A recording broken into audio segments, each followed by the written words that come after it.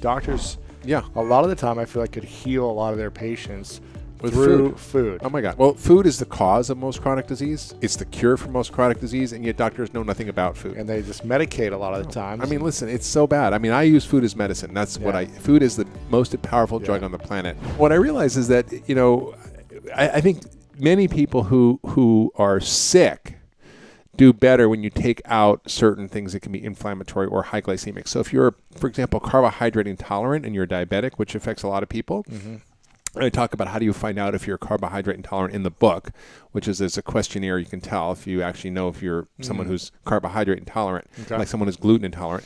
That means if they eat a lot of starch, if they have like 2 cups of rice, even if it's brown rice or 2 cups of beans, it can adversely affect their sugar. So I talk about like having less, like having smaller portions of beans and grains. Sure.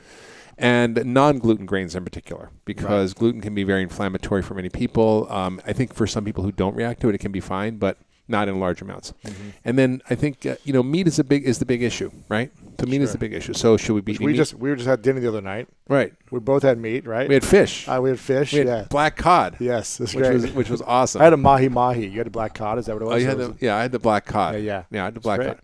The guy next to me had meatballs. Yeah. Guy next to me had carne asada. But, you know, so the issues around meat also, I think, are everybody agrees, and fish, everybody agrees that if anybody eats meat, it should be humanely raised. It should be sustainably raised. It should be grass-fed. It should be not harming the environment. The ethical and the environmental issues around animal eating are big, and they're real. Yeah. I mean, I have many Buddhist patients. I have a Buddhist monk who's like an abbot who's is a diabetic, and he's never going to eat an animal. You know, I need to help him understand how he's never going to eat an egg, how to eat a higher fat protein diet, which is low glycemic. Right. So we can do that. Okay. Right. So more nuts and seeds. You know, less rice, more beans. You know, just there's strategies for doing that. Sure. And he did great. He lost 35 pounds, reverses diabetes, and now I have like tons of people, you know, praying for me. That's great. Yeah, and then the meat thing is tricky because you know, it's also an environmental risk. If you're eating factory farmed animals, there's antibiotics in that, and there's runoff from the pesticides and fertilizers that damages our water supply and rivers and lakes. There's climate change that happens from the methane produced. It's more toxic to the environment than carbon dioxide. There's high energy use. 1/5 of all our fossil fuels are used for growing animals for human consumption. You know, our water is being used up at incredible rates for feeding animals. There's basically I think 70% of all water use, and there's basically only 5% of the world's surface is fresh water. It's usable right is now, fresh water. Yeah. Right, 1% is in Russia. Wow. And at least 4% for the rest of us, and 70% of that is being used for feeding animals for human consumption. So there's real environmental issues. Sure. So I think you know, a factory farming should be not supported in any way, and we need to change that. And that means we need to change our patterns of consumption around meat. We need to downsize our meat consumption. I call it having condiment. Condiment, as opposed to like a condiment, like condiment. You know, it should be a side dish or a dressing if you're going to eat it. Sure. And I think not a full plate of steak. You mean? You know, I think there's 3 issues with meat. Right? There's environmental issues, there's moral issues, and there's health issues. So we kind of talked about the moral. I think that's people are entitled to their beliefs, and they should be able to follow whatever they want and be healthy. The environmental issues are real, and I think everybody would agree, whether they're paleo-vegan, that we need to stop harming the environment. And I think even if you're not paleo-vegan, everybody really believes that. In fact, the Dietary Advisory Committee that was advising the government said we should limit meat consumption because of the environmental impact. Right now, if you have grass-fed meat, if you have sustainably raised meat, you can't. It's not as abundant. You can't produce as much, and so we all have to eat less of it. Right, and it's more expensive. So, but that's okay. And I think that from a health point of view, when I really looked at the literature, and I did this in Eat Fat Get Thin, I looked at all the research that I could find on meat because I'm like, well, I don't know. You want to know for yourself too. Yeah, I'm like, I'm recommending to my patients. I'm a human too, and I want to live a long time, and I don't want to be doing something stupid. Yeah. So I wanted to find out what does the science tell us about meat. So you did all the research. So I looked at all the research, and I wrote 8,000 words in the book on meat. Wow. There's a lot of research in there. And I addressed all these issues, environmental, moral, and the health issues were quite interesting. When we look at the studies on meat, and anybody can quote anything saying anything, right? Right. So you want the paleo people like, meat's healthy, here's all the research. And the vegan like, meat's going to kill you, here's all the research. Yeah. So it's like, and then you're at the average Joe, you're totally confused. And your average doctor, you're totally confused because we get no training in nutrition. And they haven't done the research themselves. No, they're going off of their opinion or their theory. Yeah, they're like average people like the rest of us in terms of nutrition science. They don't know because it's not what we learn, right? Yeah. I just am at Cleveland Clinic, and we implemented a nutrition curriculum for the first time in the medical school. They have this integrated in, which is so great. And that's awesome. I helped Tim Ryan, who's a congressman from Ohio, introduce Tim. You love Tim. He's great. Has he been on the show? He's been on here, yeah. He's great. Introduce a bill called the Enrich Act, which was a bill that is funding $15 million to fund nutrition in medical schools, nutrition education for doctors. Interesting. That's what we need the most because doctors, a lot of the time, I feel like could heal a lot of their patients through food. Oh, my God. Well, food is the cause of most chronic disease. It's the cure for most chronic disease, and yet doctors know nothing about food. And they just medicate a lot of the time. Listen, it's so bad. I use food as medicine. That's food is the most powerful drug on the planet. That's why last week I was in Cleveland at the hospital teaching 300 black women how to cook in a cooking class. Like, that's what doctors should be doing because that's how I'm going to get people healthy. That's real medicine, right? That's real medicine. Now, just a quick side note. What is your involvement what is functional medicine and what is your involvement at the Cleveland Clinic? Can I finish my meat? Yes, go ahead. I was still rolling on the meat, and then we'll talk about functional medicine, and then we'll talk about Cleveland Clinic. Perfect. Because people want to know. Like, they're like, well, what about meat? They're like probably listening. Let's do it. So the science. 8,000 words. I'm not going to give you 8,000 words, but I'll give you a few hundred. Perfect. So the science of meat was fascinating. So when I looked at the studies that showed it was harmful, here's what they were. They were mostly population studies, meaning they looked at groups of people, followed them, and then they asked questions of them. What did you eat last year? What did you eat last week? What did you last month? And they basically do these food frequency questionnaires, and then they correlate that with the risk of disease. And they try to control for all the confounding factors, but it's very tough. So the people who ate meat, they had more heart disease and more cancer and more death. But what else was? They were smoking, they were drinking, exactly. they weren't sleeping, exactly. Stressed out. So if you look at the data, they ate 800 more calories a day. Yeah. They almost ate no fruits and vegetables. Tons of sugar. They had tons of sugar and processed food, lots of fried foods. Drank more, smoked more, didn't exercise, and didn't take any vitamins and minerals. Well, guess what? They weren't as healthy as the other people. So most of the studies were like that. Now, there was a few studies that were interesting I found. One was a study of 11,000 people who shopped at health food stores. And they found there were like a lot of vegetarians and a lot of meat eaters. So who are the people who are, like healthy meat eaters who only eat grass-fed meat or who – because most of these studies were not on grass-fed meat either. They were on factory farm meat, right? So then again, how do you generalize that? Sure. But then there were these 11,000 people, and they followed them for many years, and they found that the meat eaters and the vegetarians, there was no difference in their health outcomes, exactly the same. So if you're a meat eater who basically eats a healthy diet and has grass-fed meat versus a vegan or vegetarian, no difference in health outcomes. And you have a healthy lifestyle, then there's no difference. So there's other factors like how it affects your gut flora and so on, and I think, those are more complicated issues. I address all of them in the book, but at the end of the day, I think it's okay if you have no moral issues and you can eat sustainably raised meat and not in great quantities, and as part of your diet, I think it's okay. Yeah. Bottom line. So what does your daily diet look like? Oh gosh. The doctor himself. So today I had I had a protein shake because I went to this friend of mine's company called Essential Foods, Living Foods, and he had this. It was like a hemp, coconut, chia, moringa, like coconut cream, like protein powder with lots of and I had a couple of that with a spoon of coconut butter for fat and almond butter for fat, and blended that up. That was my breakfast, and then lunch was and a big salad with lots of avocado, olive oil, and some wild salmon, which has fat. So that was, and dinner I haven't had yet. So cool. Awesome. And dinner I'll usually have a small piece of protein, and like I'll put 75% of my vegetable plate is vegetables. Really? So if I go out to eat, I'll order like 3 sides of vegetables, right? And if you look at your plate, by volume, 70 or 80% of your diet should be plant foods and non-starchy veggies, right? Not potatoes and and by calories, it should be like 50 to 60% fat.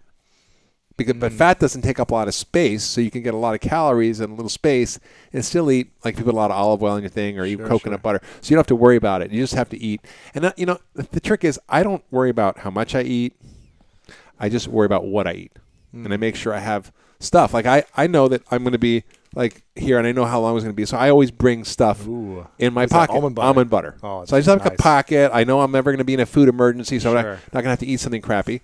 And I think, I eat very little grains, very little beans. I do eat them.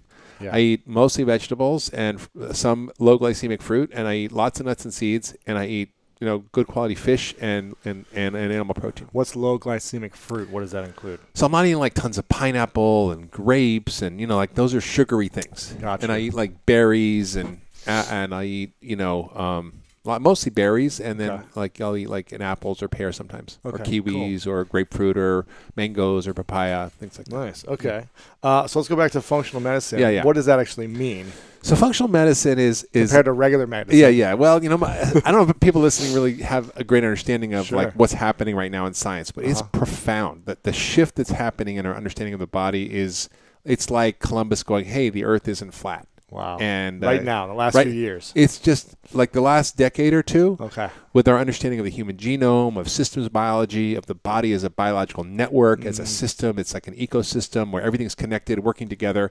And so the way we organize medicine is according to these organs. You've got your cardiovascular system, your neurologic system, your GI system, and so you go to all these specialists, right? And everybody treats their part of your body. If you have a migraine, we're actually learning that it might be related to gut flora, or if you have now we know that you might be getting cancer because of your gut bacteria. Well, no oncologist is asking you what's going on in your gut microbiome. Right. And so now we know, for example, like the microbiome is a great example of this disruption that's happening in healthcare. The microbiome, which is your gut flora, it's like 10 times as many cells as your own cells. It's 100 times as much DNA as your own DNA. Huh. So we're kind of lazy. We have about as much DNA as an earthworm. Okay. But we borrow the DNA of the microbes in our gut to do things for us, and we borrow things from plants to do things from us, like for example, glucosinolates. And so the microbiome is this huge thing that's got 2 to 3 million genes. We only have 20,000 genes, and it regulates your weight. You can swap out poop from a thin person into someone with diabetes and reverse it. Right? Wow. Amazing. We've seen people. I've heard stories of fecal transplants not only curing things like that, but like autoimmune diseases and really Parkinson's and people with MS and like crazy stories that I'm starting to hear. And there's research now going on aggressively in looking at fecal transplants for all sorts of diseases. It's transferring poop from one person to another. Yes. What is that? How do you do that? Well, what's that process? Well, they collect the poop. There's actually I've never heard of this. Yeah, you've never heard of this? Never heard of this. Oh my God, this is huge. So the what is it called? Fecal transplant. Okay. FMT, fecal microbial transplant. The way it came about was some doctor had a bright idea that there was this condition called C. diff, which is an infection of the intestines that happens after antibiotics, is life-threatening. And there's a huge amount of people who are now resistant to antibiotics because of all the antibiotics in our feed and in the animal production. So the drugs don't work. People die. Wow.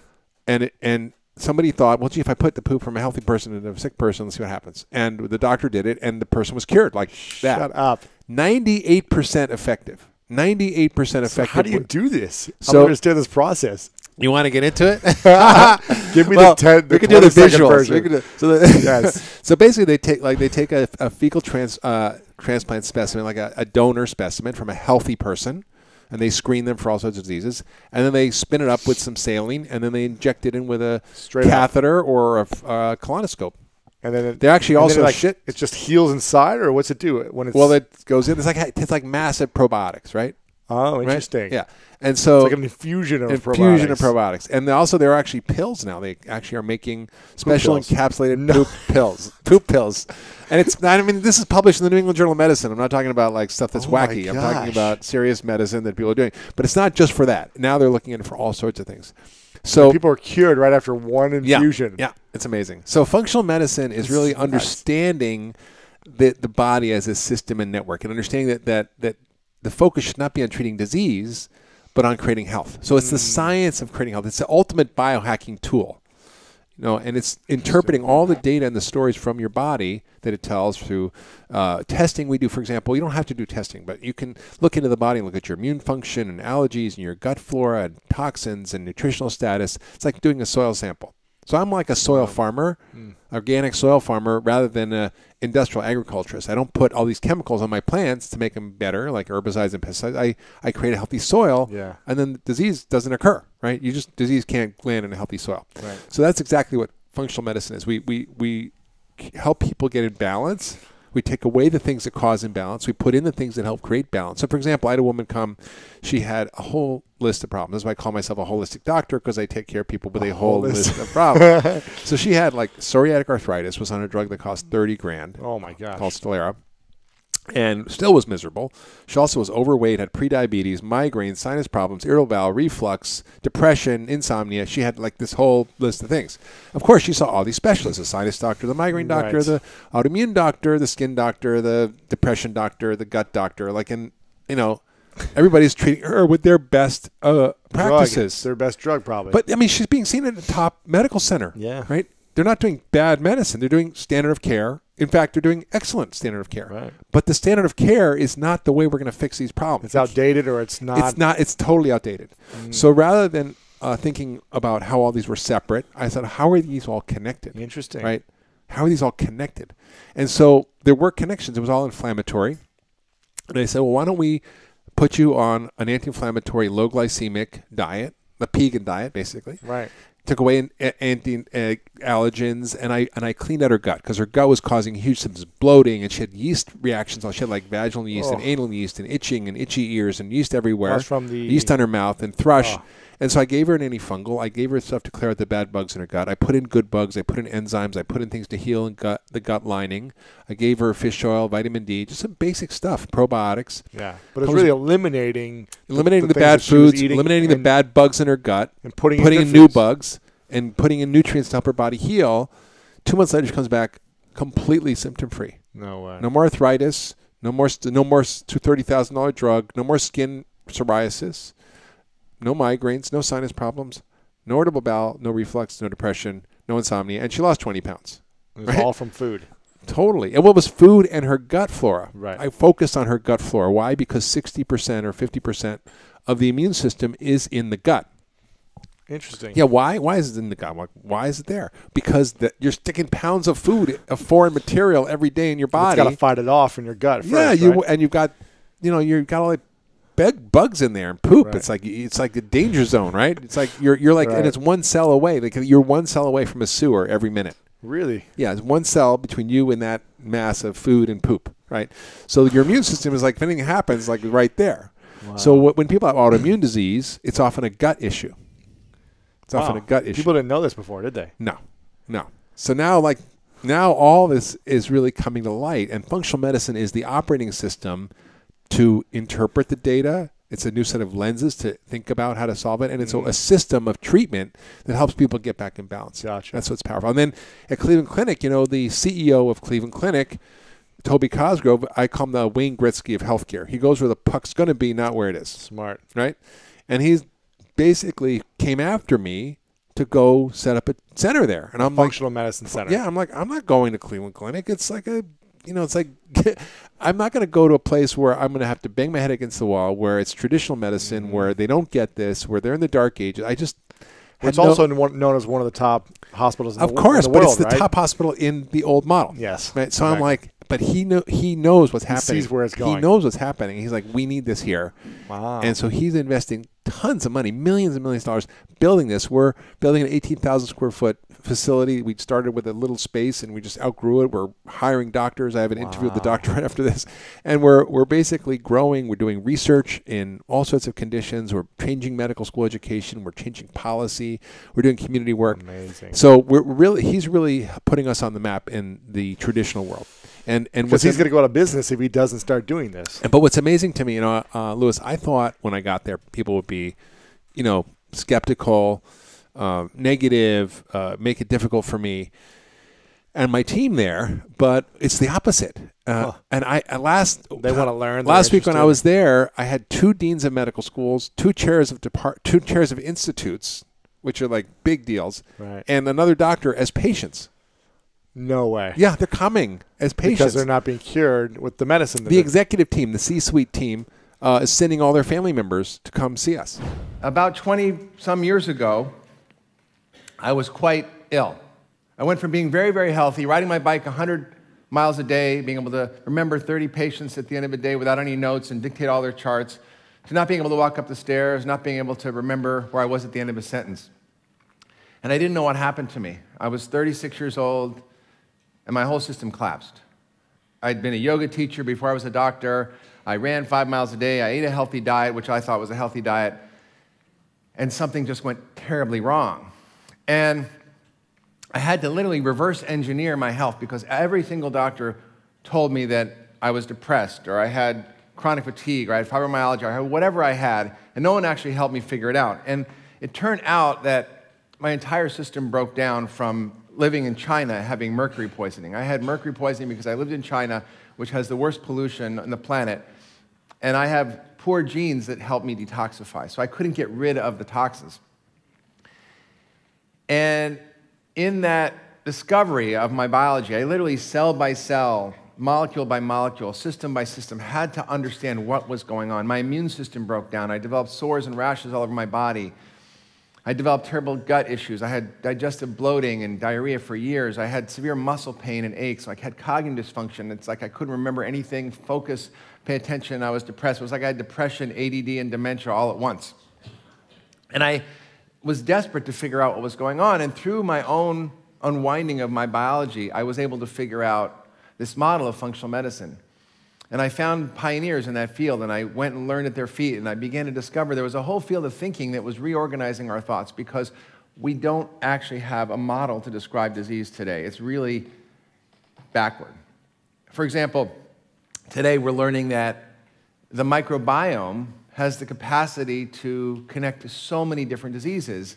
It can cause heart attacks, right? The bacteria in your gut are a whole living organism that can create so many diseases: heart attacks, cancer, obesity, type 2 diabetes, Alzheimer's, autoimmune disease, allergies, asthma, fibromyalgia. All these things can be the result of changes in your gut flora. And yet, when you go to the doctor with arthritis, they don't ask you about your poop, right? When you go to the heart doctor, they're not asking you about what's going on with your gut flora. You have 3 pounds of bacteria in there. There's 10 times as many bacterial cells as your own cells. There's 100 times as much bacterial DNA in you than your own DNA.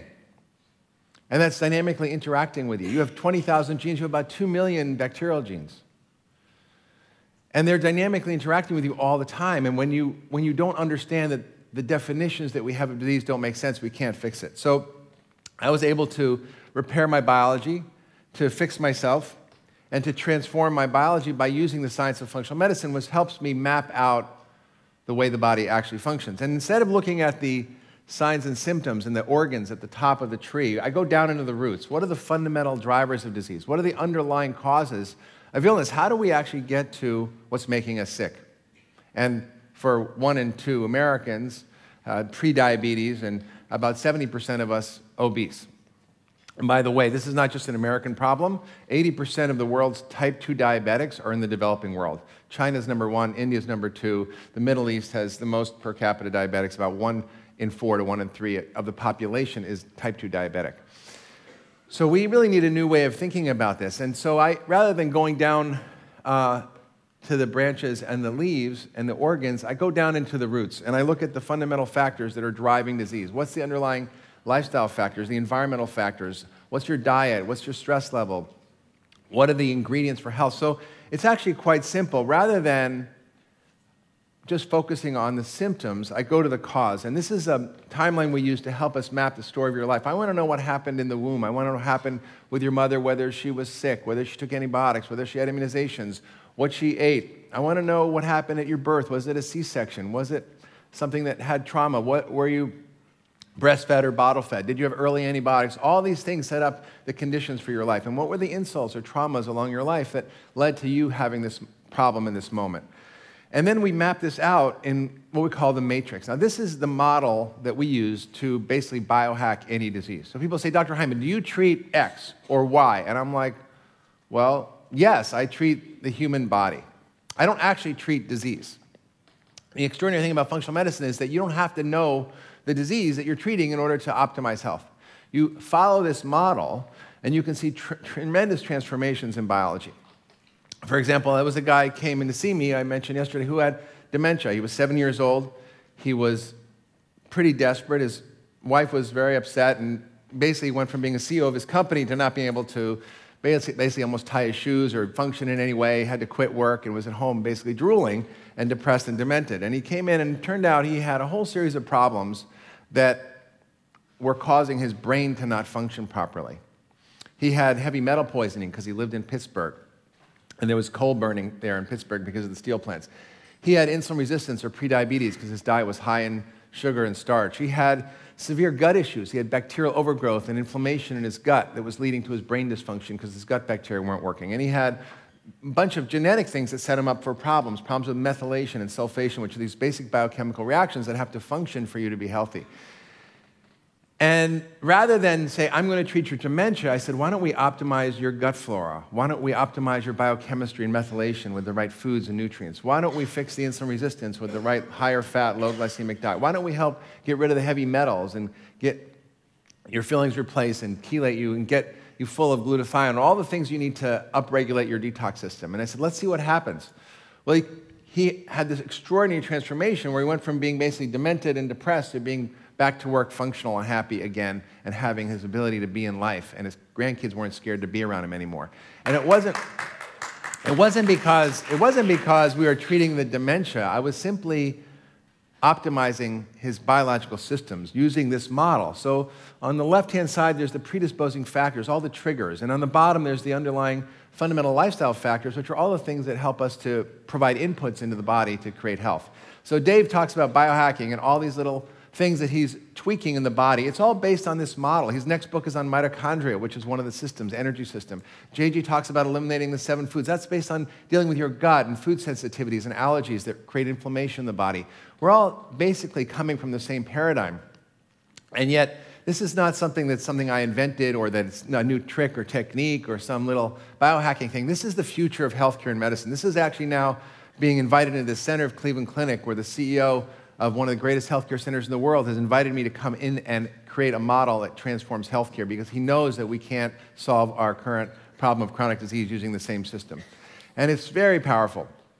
So I want to sort of go into a little bit of a story about a recent experience I had, and then share with you why I think it's not the whole story. I went to this place called Health Nucleus, which is a part of the Human Longevity Institute, which is started by Craig Venter. Now, Craig Venter is the guy who decoded the human genome. He basically took our genes and he analyzed every gene of his own, sequenced it, and he did it faster and better than the NIH, the National Institute of Health. And he did it for $300 million. And now, at Health Nucleus, you can get your genes decoded for $1,000. Soon it'll probably be $100.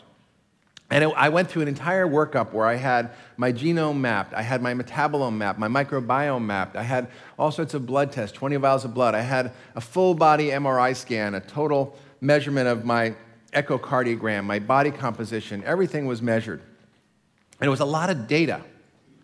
And the problem with a lot of data is that you have to make sense out of it. Right? How does it connect? Where are the dots that connect everything together? Well, functional medicine is the filter. And someone said to me, how do you actually think about this differently? Well, if you think about physics, we have laws of physics that can explain the workings of the universe, gravity, the rotation of the planets, all these phenomena that are quite extraordinary. We can interpret through the filter of math and physics. But human biology, we don't have any natural laws that we've discovered about how the human body works. It's very descriptive. It's like you have these symptoms, you have this disease. It doesn't talk about why or what the mechanisms are, what the causes are. So functional medicine is like the natural laws of biology, and you can explain a whole host of different phenomena by means of a very few number of general laws. So when I went to Craig Venter's Institute, I had this whole thing mapped out, and yet I got all this data, and unless you have a filter to understand how it all connects and what to do with it, you can't create health. And so I kind of had my whole genome mapped. This is my genome here. This is all me. You can see everything right into me here. Well, what's more interesting to me than this is actually what I call the super gene. Now, the super gene is much more important, which is not what is your genome, but how is your genome working? What is causing genes to get turned on or off? You can't change your genes, but you can change the expression of your genes. You can change how those genes work, which ones are turned on or off. And there are a whole host of things that influence that. And it's not just your genes. It's the food that you eat that changes your gene expression. It's your social interactions and connections that change your gene expression. We now know that if you have somebody who you're with and you have a deep heart connection with them and a positive interaction, you literally can change each other's gene expression in the moment. And if you have a negative interaction, you can change your gene expression in the moment. The same thing with food. With every bite of food, you're changing your gene expression. So we talk about the exposome, which is what are your genes exposed to, right? It's the environment, toxins and light and air and water and community and connection and food, all the inputs that we're constantly feeling, EMF, everything around us is always giving us input into our gene expression. That's called the exposome. And that accounts for over 90% of the result that we see as our phenotype, which is who we are in this moment, whether we're sick or healthy, is related to these inputs to our genes. So you have control over those inputs most of the time, and you can change your gene expression very quickly. Someone said, how can you reverse disease even at late stages? Is it possible? I said, well, yeah, I had a guy named George who came to see me. He was 300 pounds. He was 63 years old. He had heart failure, diabetes. He had angina. He had reflux. He had prostate problems, erectile dysfunction, and sinus issues, and, all kinds of problems. I always say I'm a holistic doctor because I take care of people with a whole list of problems. So he said to me, can you help me? I said, yeah, I can help you, but you have to do everything I say. So he did everything I said. A year later, he was 300 pounds. He came back. He lost 150 pounds. Every single one of his diseases was gone. Now he's 70-something years old, and he's starting a bathhouse in New Mexico. So the power of biology to change at any age is really remarkable. You can reverse aging, and I see this over and over. So the super gene is your genome. It's your exposome. It's your microbiome, as I said, because your microbiome, those 2 million genes are constantly interacting with you and your own genes, and it's called the hologene. But it's also your nutrigenome. What are the foods doing that are affecting you, and how are those affecting your gene expression? It's your proteome, which are the proteins that are produced from your genes. Your metabolome, which is all the metabolites that are produced from your genes. I had my metabolome measured there. Instead of like 20 blood tests, there was 2,500 blood tests I had measured. So that's really more important, is how are your genes being influenced, and how do we map all those influences in a system that makes sense? That's what functional medicine is. It's sort of an operating system. It's a way of thinking. It's not a new test or modality or specialty. It's a way of thinking about solving the puzzle of disease. So this is some of my genes here. I was happy that I had more genes than mostly anybody else. I had over 7 million or 6 million variants. So we all have variations in our genetic code. I had more than average. I was happy about that. And I had a telomere length of 43 years, and I'm 56 years old, so that made me happy. So what I'm doing clearly is working. And I found out that I actually genetically am more diverse than I thought. I thought I was a Jew from the Middle East, and that's where I came from. But turns out I am from the Middle East. I'm also from Asia. I'm part Asian. I'm from West Africa, and I'm even 0.5% Native American. And I'm 1.5% Neanderthal. So that explains, why I have a big butt, like Chinese food, like sweat lodges, gefilte fish, and sometimes pull women's hair out. And you can see this is interesting. They can map your dad's, ancestry. So my dad's from West Africa. My mom is from the Middle East and all over Asia. Here's my Neanderthal genes. You can see right there. It's kind of exciting. And then this is my metabolome. Now, my metabolome is this map of 2,500 metabolites, but it's just data. How do you make sense out of all this data? How do you make big data small? How do you create big insights out of big data? Well, that's the beauty of functional medicine. So one of the things that I learned was that I have areas of my mitochondria that are not working as well. And I know that's probably true as a sort of consequence of the mercury poisoning and the illness that I had. And so I know how to tweak this by basically biohacking my biochemistry and using a few nutrients to upregulate various pathways. Now, that's kind of cool, but at the end of the day, what really we need to know is how do we undo the things that often are happening to our biology. Now, this is Clayton. Now, Clayton was a little boy who had severe ADD. He also had asthma, he had anxiety, he had abdominal pain, he had anal itching, and that was just the A's. He had a whole list of other problems. He had eczema and hives and insomnia and muscle cramps. And he had severe ADD and dysgraphia. He couldn't write his penmanship was so bad. So rather than give him Ritalin, and rather than give him asthma medications and medications for stomach pain, he was on 7 medications. He was on a pill for every ill. Instead of asking the question, why, these doctors were like, what disease do you have? What drug do I give you? And with Clayton, instead, I said, what's going on? Why is he having all these different diseases? Why does he have so many different problems at 10 or 12 years old? Why is this going on? So I began to dig into his story, and we found all sorts of imbalances in his biology. We found that he had severe gut issues. He had overgrowth of yeast in his gut from eating a diet that was full of sugar and processed food and taking antibiotics for years. He had lead poisoning from having lead in his environment. He had severe nutritional deficiencies, which were from his diet. He ate a processed food diet, processed meats, lots of sugar, trans fats. So he had trans fats. He had no omega-3 fats. He had low levels of zinc, magnesium, antioxidants. He had low levels of B vitamins. And we were able to map all this stuff out. He had food sensitivities. He had reactions to gluten. He had all this total system breakdown. So rather than treat his ADD and rather than treat his asthma or his irritable bowel or his hives or his eczema or his anxiety with all these different drugs, which is what we learned to do in medicine, I simply got his system in balance. And what was really shocking to me, this is sort of when the light bulb went off in my head, this was his handwriting when he came in to see me. He was 12 years old. You couldn't read anything, right? And after 2 months, his mother brought his homework back, and it looked like this. Now, I didn't try to biohack his handwriting or treat his brain. All I did was basically take out the things that were creating imbalance and put in the things that were creating balance. So it's really a very simple equation. When you want to create health, if you want to biohack your health, it's actually quite simple. I only ask 2 questions when someone comes to the office to see me. One is, what do I need to take away that's bothering this person? Is there something that's pissing their system off, that's irritating them, that doesn't work for them, that isn't right, that I need to remove? And it's a short list. These are the causes of disease. It's toxins, allergens, microbes, poor diet, stress. There's 5 causes of all disease. And those interact with your genes to create imbalance. And then there's ingredients for health. What are the ingredients for creating a healthy human? I mean, whoever here is in healthcare, you probably didn't have a class in school that says Creating a Healthy Human 101. Did you? Probably not, right? So we have to actually go back and say, well, what is it that creates a healthy human? What are the inputs that create health? I mean, if you have a racehorse, you know how to get that horse to a high performance level. You have to feed it the right food. You have to exercise it the right way, get it the right amount of rest. All those things are scientifically designed to create phenomenal performance in racehorses. But we don't treat ourselves that way.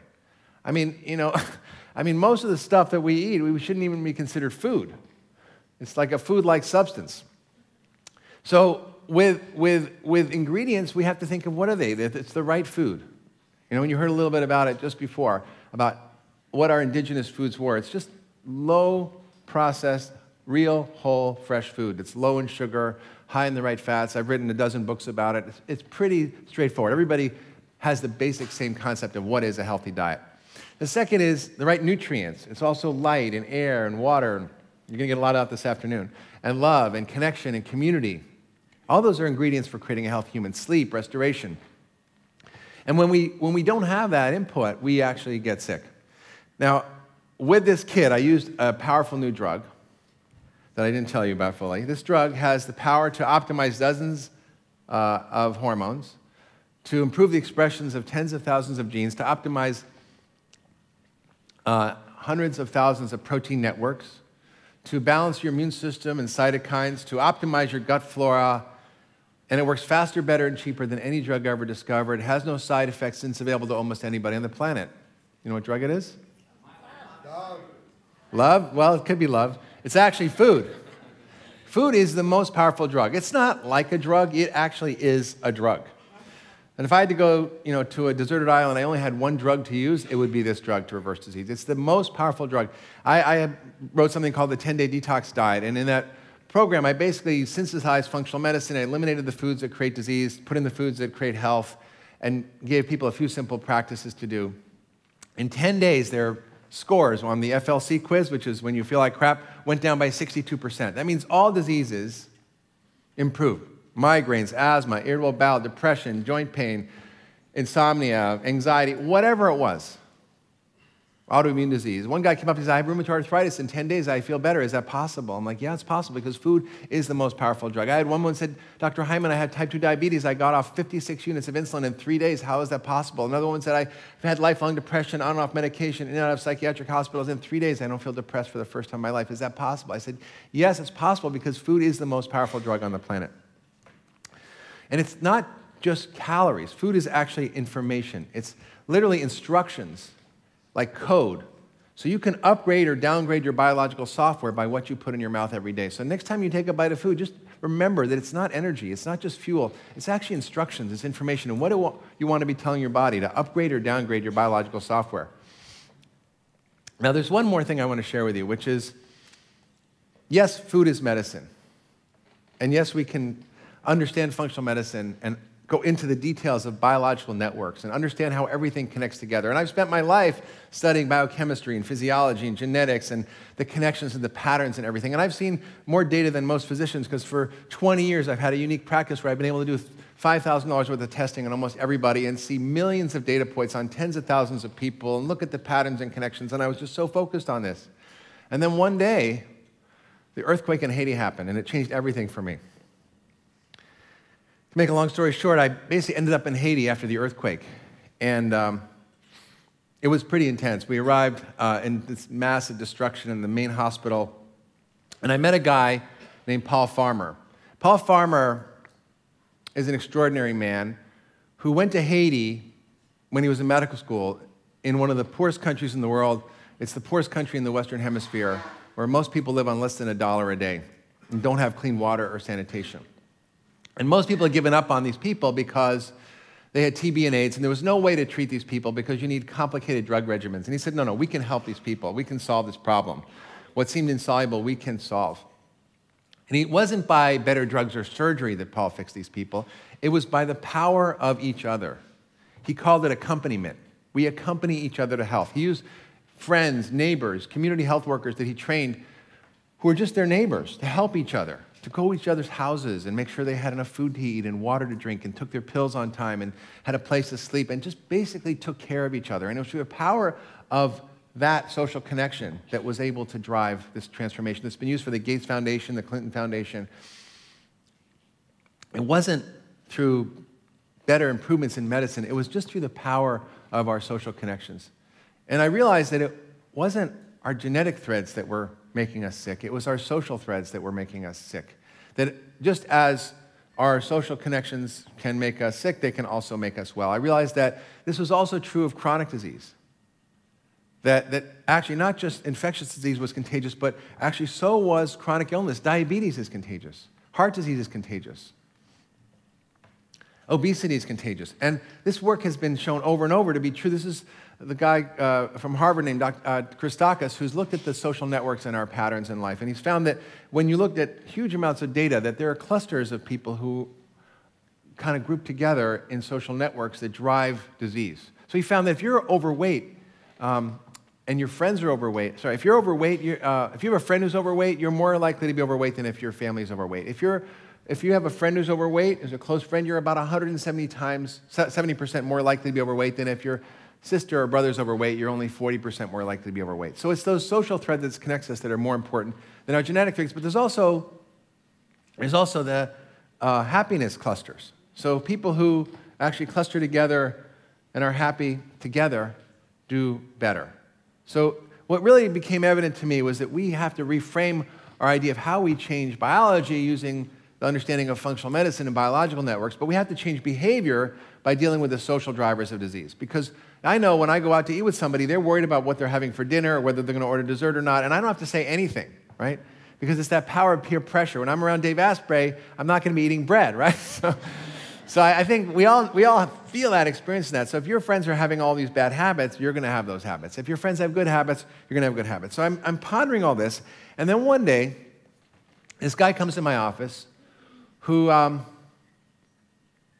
was very overweight, and this guy named Rick Warren, who you might have heard of, he wrote a book called The Purpose-Driven Life, which sold 32 million copies. He put 10 million people in small groups around the world to live better lives, purpose-driven lives. And he was very overweight. And he said, like, I want to get healthy. Can you help me? I'm sure. So I said, let's have dinner afterwards. We had dinner. I said, tell me about your church, because I'm a Jewish doctor from New York. I don't know much about churches in Southern California. I said, what's going on with your church? He said, well, we have 30,000 people. I said, wow. He said, we have 5,000 small groups that meet every week to live better lives. I'm like, oh my God. And the light bulb went off, and I said, why don't we create a healthy living program delivered through these small groups and see what happens? And we thought a few hundred people would show up. 15,000 people came to church. We had to turn 2,000 people away. They signed up for this program. We created a 40-day program, then a year-long program. In the first year, they lost £250,000 pounds. And all sorts of diseases went away, right? People's diabetes went away. Their autoimmune disease went away. Their reflux went away. Their migraines went away. Their autoimmune disease went away. It wasn't because we treated disease. It wasn't one doctor treating one patient. It was one doctor, it was a couple of us. It was actually Dr. Oz, another doctor, Dr. Hyman, and me. It was a Jewish doctor, Christian doctor, and a Muslim doctor. It sounds like the beginning of a bad joke. But it was quite extraordinary. So we wrote this book called The Daniel Plan. I wanted to call it The Jewish Doctor's Guide for Christian Wellness. And it won the Christian Book of the Year award last year, which is really cool. I think I'm the only Jewish guy to ever win the Christian Book of the Year award. Well, there was this one other guy. and I found this profound change, because when people started to do this together, when they connected together, when they worked together and played together and ate together, everything changed. They changed what was acceptable in the culture. They no longer had ice cream socials and pancake breakfasts and donuts and soda everywhere. It was like they were trying to get their people to heaven early eating all that stuff. I went on stage in the church and I said, listen, if you had Jesus come to dinner, what would you feed him? A Big Mac, fries, and a Coke? I said, listen, if you believe God lives in you, why are you feeding him crap? I said, what you have to eat is very simple. You just leave the food that man made and eat the food that God made, right? Did God make a Twinkie? No. Actually, I have a slide in one of my lectures I put up, which is showing that label of a Twinkie. And I said, if anybody can guess what this food is, I'll give you $1,000. And nobody's been able to guess. Because you can't tell what it is if you cover up the front of the package, because all the ingredients are the same processed stuff. Today, more than ever, there's an epidemic, for sure, with sleep deprivation. And we're seeing this show its face in so many different areas. I think the first step is actually understanding the value of sleep. And so, for example, real talk, nobody's waking up in the morning like, you know what, I want to look terrible today. Mm-hmm. Everybody wants to look good. And if we understood just how much our sleep quality affected our body composition, I think it would start to push that conversation forward. So there was a really cool study that was done at the university. Sleep and weight are connected. Oh my goodness. University of Chicago did a really fascinating study. So they took folks and they put them on a calorie restricted diet, which is what I was taught to do in a university setting, which doesn't necessarily work, by the way. Exactly. But they put them on this calorie restricted diet. And during one phase of the study, they allowed them to get 8.5 hours of sleep. So sufficient sleep. Another phase of the study, same people, same exact diet. They're not cutting any more calories. They're not exercising more or less. And now they sleep deprive them. So now they're getting 5.5 hours of sleep. They take 3 hours away. At the end of the study, they compiled all the data, and they found that when folks were getting a sufficient amount of sleep, they lost 55% more body fat just from sleeping. Yeah. Right. And I didn't say weight. They lost actual fat mass. Not muscle. Which is crazy. Like I'm not saying you're doing like 8 days a week CrossFit, right? You're just sleeping better. And the question for me is immediately like, oh my goodness, how? How is that happening? And so it's during sleep that we release, this is crazy, melatonin, this super glorified sleep hormone, which it really isn't that. It's kind of a regulator of your circadian rhythms, period. But it actually is a really profound fat burning hormone as well. So the Journal of Pineal Research found that melatonin is that's that gland in your head that releases melatonin. It's like the pineal gland, correct? Yeah. Which that's not the only place. So we'll get back to that in a moment. It's like your third eye gland, basically. So the pineal gland, and it responds to light and all the artificial light and the fact that we're on screens. It suppresses it. It has to have darkness. Right. So the Journal of Pineal Research found that melatonin increases your mobilization of something called brown adipose tissue or brown fat. And this is a type of fat that actually burns fat. That increases your metabolism. Yes. And the reason it's brown versus the white adipose tissue is kind of the stuff we think about when we're trying to get rid of fat. Brown adipose tissue is brown because it's so dense in mitochondria, right? These kind of energy power plants I know you've talked about many times on the show, but it's such a metabolically active tissue. And so if you're not getting adequate sleep, you're not producing that hormone, nor you get your greatest secretion of human growth hormone during sleep. Yeah. And this is the most, it's also known as the youth hormone in a way. It's the repair hormone. Kids have so much HGH. This is why they have so much energy. It's muscle sparing, and also it's a big component of you healing and recovering. And so you're missing out on that. And cortisol, that's another one. So if you're sleep deprived, one of the very first things we see is an increase in your cortisol levels. That's the stress hormone. Exactly, exactly. And cortisol has this interesting ability to literally break down the muscle that you're working so hard to build. It's terrible. Gluconeogenesis, a process called gluconeogenesis, break down your valuable muscle tissue and turn it into fuel, because it's this stressed, hyper alert, cautious, dangerous state your body thinks you're in because you're sleep deprived. And I can go on and on. I'll share one more. I always say stress is bad, because when you have high cortisol, it does everything you don't want, right? It shrinks your memory center in your brain, causes Alzheimer's. It causes you to lose muscle and gain fat. It causes your sex hormones to get screwy. It has so many horrible effects, and it's not worth getting stressed about stuff. Yeah, it doesn't matter. Goodness. You know, like there's stuff that does matter that you have to worry about, but the truth is most of the things we react to and stress about are just our beliefs or thoughts. They're not really real, right? Yeah, and I even focused on that as well, because a lot of folks have what we call clinically just a lot of inner chatter. You know, the brain is a very vocal and kind of noisy organ. Yeah. You know, and so the great thing is a lot of our needs are met, especially if people are listening to this right now. It's like the crazy ant that lives in your head, you know? Right. Right. But we have so many things covered in our lives that our ancestors didn't have to worry about. But the human mind is so expansive, so we can manufacture things to worry about. And that worry can push us. And I often tell people, you know, when people are coming into my clinic, that you can overeat your way fat, you can under-exercise your way fat or under-move your way fat, you can undersleep your way fat, and you can also overstress your way fat, for sure. It has a huge component for our overall health and our body composition too. So, but I was gonna share Stanford University. Yeah. They found that just one night of sleep deprivation has a dramatic effect on suppressing leptin. Yeah. Right. And that's that kind of glorified hunger hormone. Full. I mean, I'm sorry, satiation hormone. And ghrelin on the other side has this uptick, and that's that hunger hormone. Yeah. Right. So just one night. And it makes you crave a ton of carbs. I want to ask you this. I was going to say, I know you've been up late before. Oh, yeah. But I don't know if it's me or if anybody else listening. Have you ever been up at like 2 o'clock in the evening, maybe at a party, maybe just kicking back, watching TV, and you're like, you know what? I really want a salad right now. Nope. No. If that's ever happened, I'll please inform me.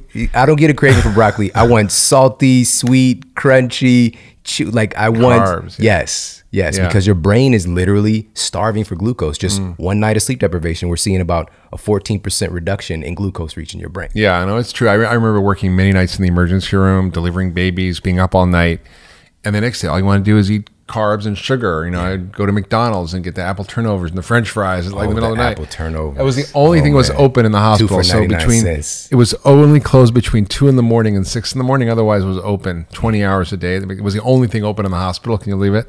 And I would go, you know, be sleep deprived and stay up all night. And I totally craved carbs. Wow. And you did that work on that food, and now what you're made of now and the work that you're doing is just like exponential. Like you see that. I thought about this the other day.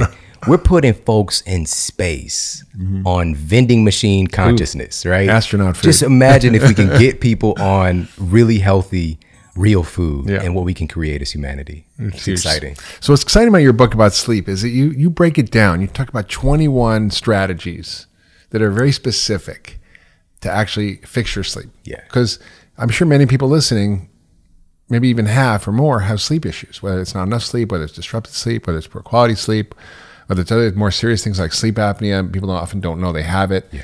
So can you walk us through some of the key strategies and what really matters? Sure. So I've been really working to press this into public awareness for about 5 years now. And this was because seeing people in my office coming in and, you know, they're struggling with their blood sugar, for example. And we had about right around 75% success rate with, you know, getting folks off lisinoprils and metformins and all this and working along with their doctors. Those are blood sugar and blood pressure pills, right? Yeah, and here's the thing. That 25% of folks who weren't getting those results, ironically, that would really bother me. And I know you've probably felt the same thing. Yeah. Ironically, kind of keep me up at night. 20%, what are you missing, right? And so it took about 5 years in practice, maybe a little longer, before I had the audacity to ask, how was your sleep? Yeah. And what people would tell me blew my mind. I couldn't believe they're even sitting there. Yeah. And so, and this is another thing that we know is that folks don't really want to change too much to get the result they want. And I knew that. And so I just dug into the research and I wanted to find clinically proven strategies that people don't have to turn their world upside down. And once I implemented those with the patients I was working with, it's like the floodgates would come off. The weight would finally come off. Their blood pressure would finally come down. Their symptoms of depression would start to dissolve. And I was just like, this is really something special. I need to tell more people about this. And so eventually it's compiled into these 21 strategies. And for me, again, some of these things are going to be a reminder for folks today, but I want to talk about something that a lot of folks still don't have a big awareness of.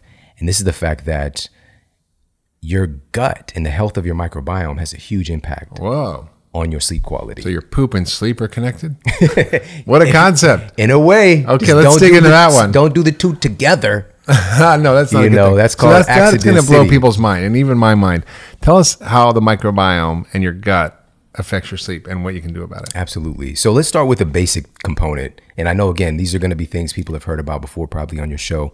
Yeah. But let's start with serotonin. Okay. So it's pretty well known. And by the way, there's more serotonin in your gut than there is in your brain. Exactly. So upwards of 80 to 90% of your body's serotonin is actually located in your gut, produced by your enterochromaffin cells, by the way. All right. So those are special cells in your intestinal lining. Yes. Now, I'm just translating all the big words. See? I like that. We're like flipping places because I would do this for you. So here's what's so interesting is that serotonin, we talked about melatonin being important for our sleep and our circadian rhythm. Serotonin is a precursor or a seed to make melatonin. So already right off the bat, your gut environment, these cells in your gut are helping to make this compound that's related to your sleep quality. And with melatonin, this is what I want to liken it to. It's like that manual gear shifter for you to go through your sleep cycles properly and to actually get recovered. You need melatonin to be produced. And we'll come back to that. So that's number one, serotonin. And you can't just take melatonin? I'll answer that in a moment. Okay. That's tricky. Okay. So, well, I'll just tell you. So I looked around because some of our colleagues would feel that, and this was just a theory, that if you take supplemental melatonin, it's going to reduce your body's ability to produce it itself. And that's actually, I couldn't find that anywhere. There was no evidence of that. What I did find was taking supplemental melatonin, taking too much or too frequently can downregulate receptor sites for melatonin. So your body can still produce it, but the receptor sites that actually do something with the melatonin can get downregulated. So the key is there, but the lock isn't. Yeah. So we do need to be mindful of that, and we can come back and talk about that. But here's the biggest, probably aha moment, hopefully, of this episode, is that it's not just serotonin that's produced in the gut. And so check this out. And I just came across this. I'm gonna share this with you today. This was in the World Journal of Gastroenterology. Listen to this. They found that there's upwards of 400 times more melatonin in your gut than in your brain. Because you talked earlier about the pineal gland. That's what I was taught in school. It's produced by pineal gland in the story. This study found that you can actually have a pinealectomy, which is a removal of your pineal gland, which I don't recommend, by the way. Don't do that. But it's like a frontal lobotomy. Go there. and you don't actually lose those levels of melatonin that's located in your gut. Right? Wow. So you have a gut brain and a brain. Exactly. And that's something really important to understand too. Your gut is really, it's often referred to as a second brain. We can call it the enteric nervous system. There's like 30 neurotransmitters just like your brain. It's like a mass of nerve tissue. 60% of your immune system and most of the genes in vagus your body. Nerve as well. Yeah. That vagus nerve. So UCLA researchers found that the vagus nerve, which we thought was just kind of like the brain communicating more, telling the gut what to do, 90% of those, the communication from those nerve fibers from the vagus nerve to the brain is your belly, your gut telling your brain what to do in many ways. Totally nuts. And the other thing people should know is that when you're stressed, not only is your cortisol high and you lead to more fat accumulation, stores belly fat, but it actually blocks your cell's ability to burn calories. Because the nerves from the vagus nerve help you metabolize your food, which is the relaxation nerve. It also has the effect of decreasing absorption of nutrients.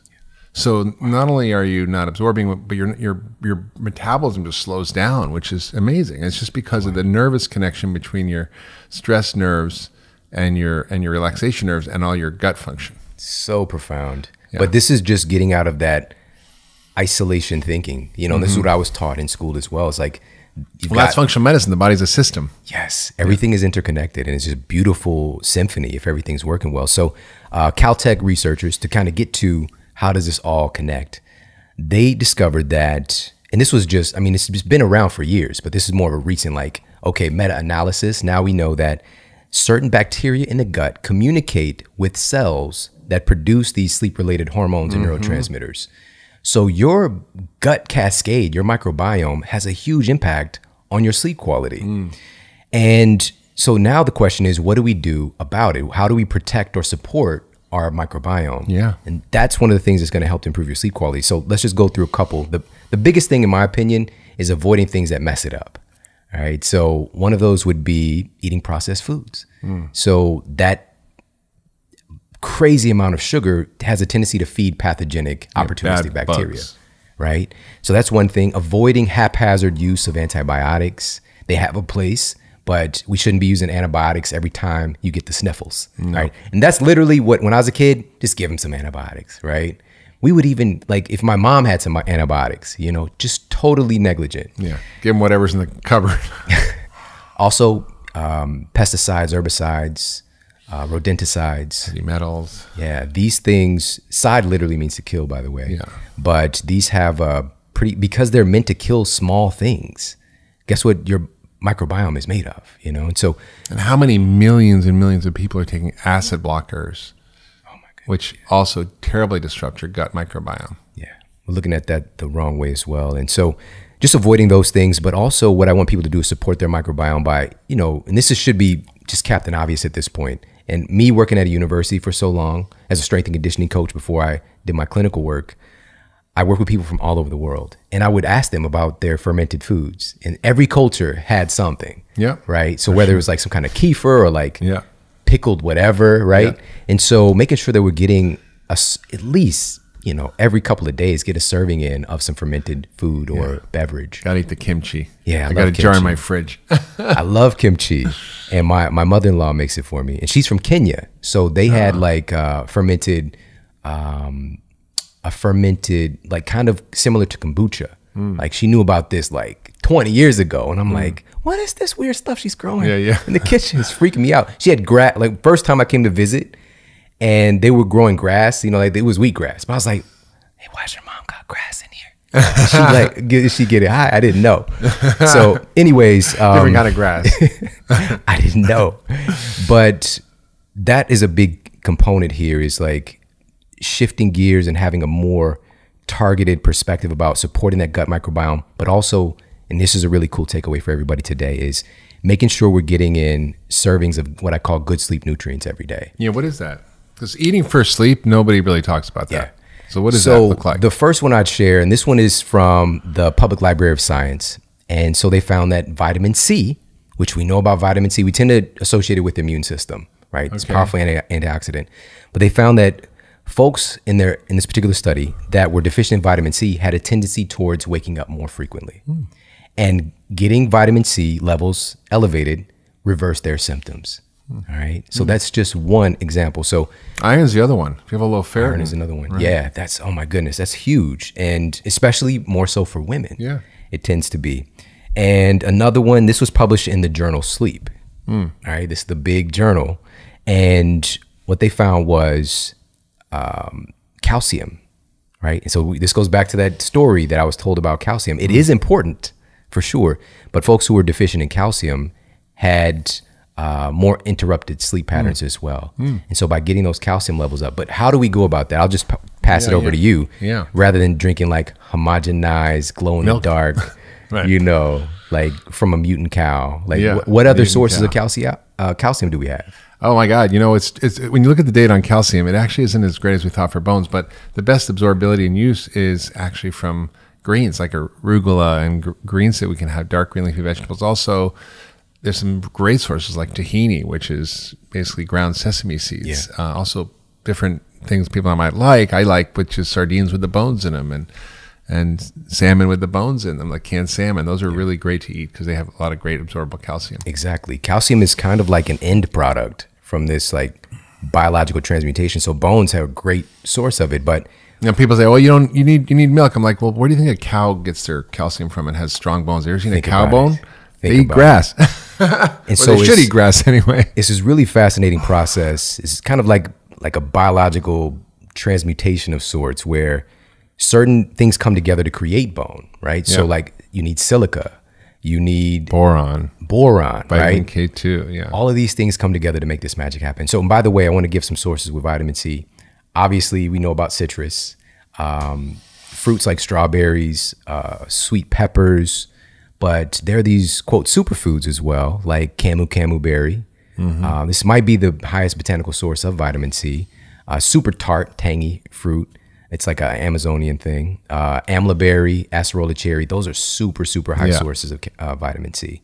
Another one, and this is the last one I'll share. There's a whole list in Sleep Smarter. So this was a study conducted by University of Oxford found that omega-3s can help folks to get deeper, more restful sleep. All right, so it helps with those modulating those rhythms, which it makes sense because it has to do with your brain.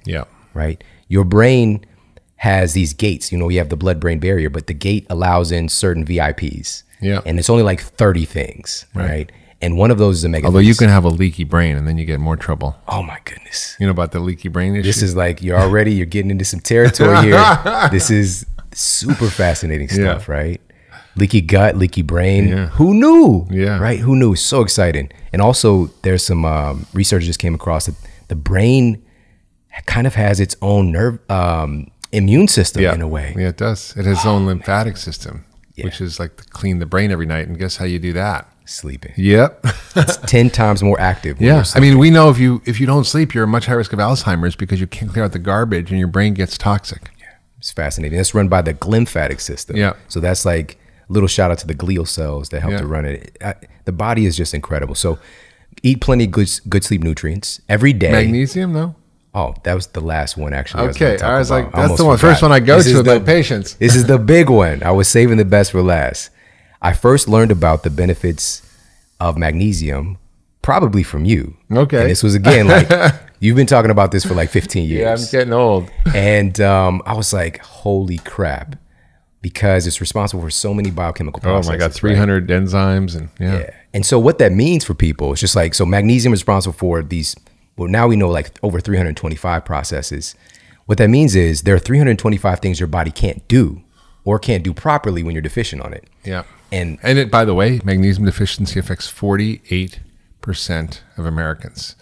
And it's caused by stress. Chronic magnesium deficiency. It's caused by stress.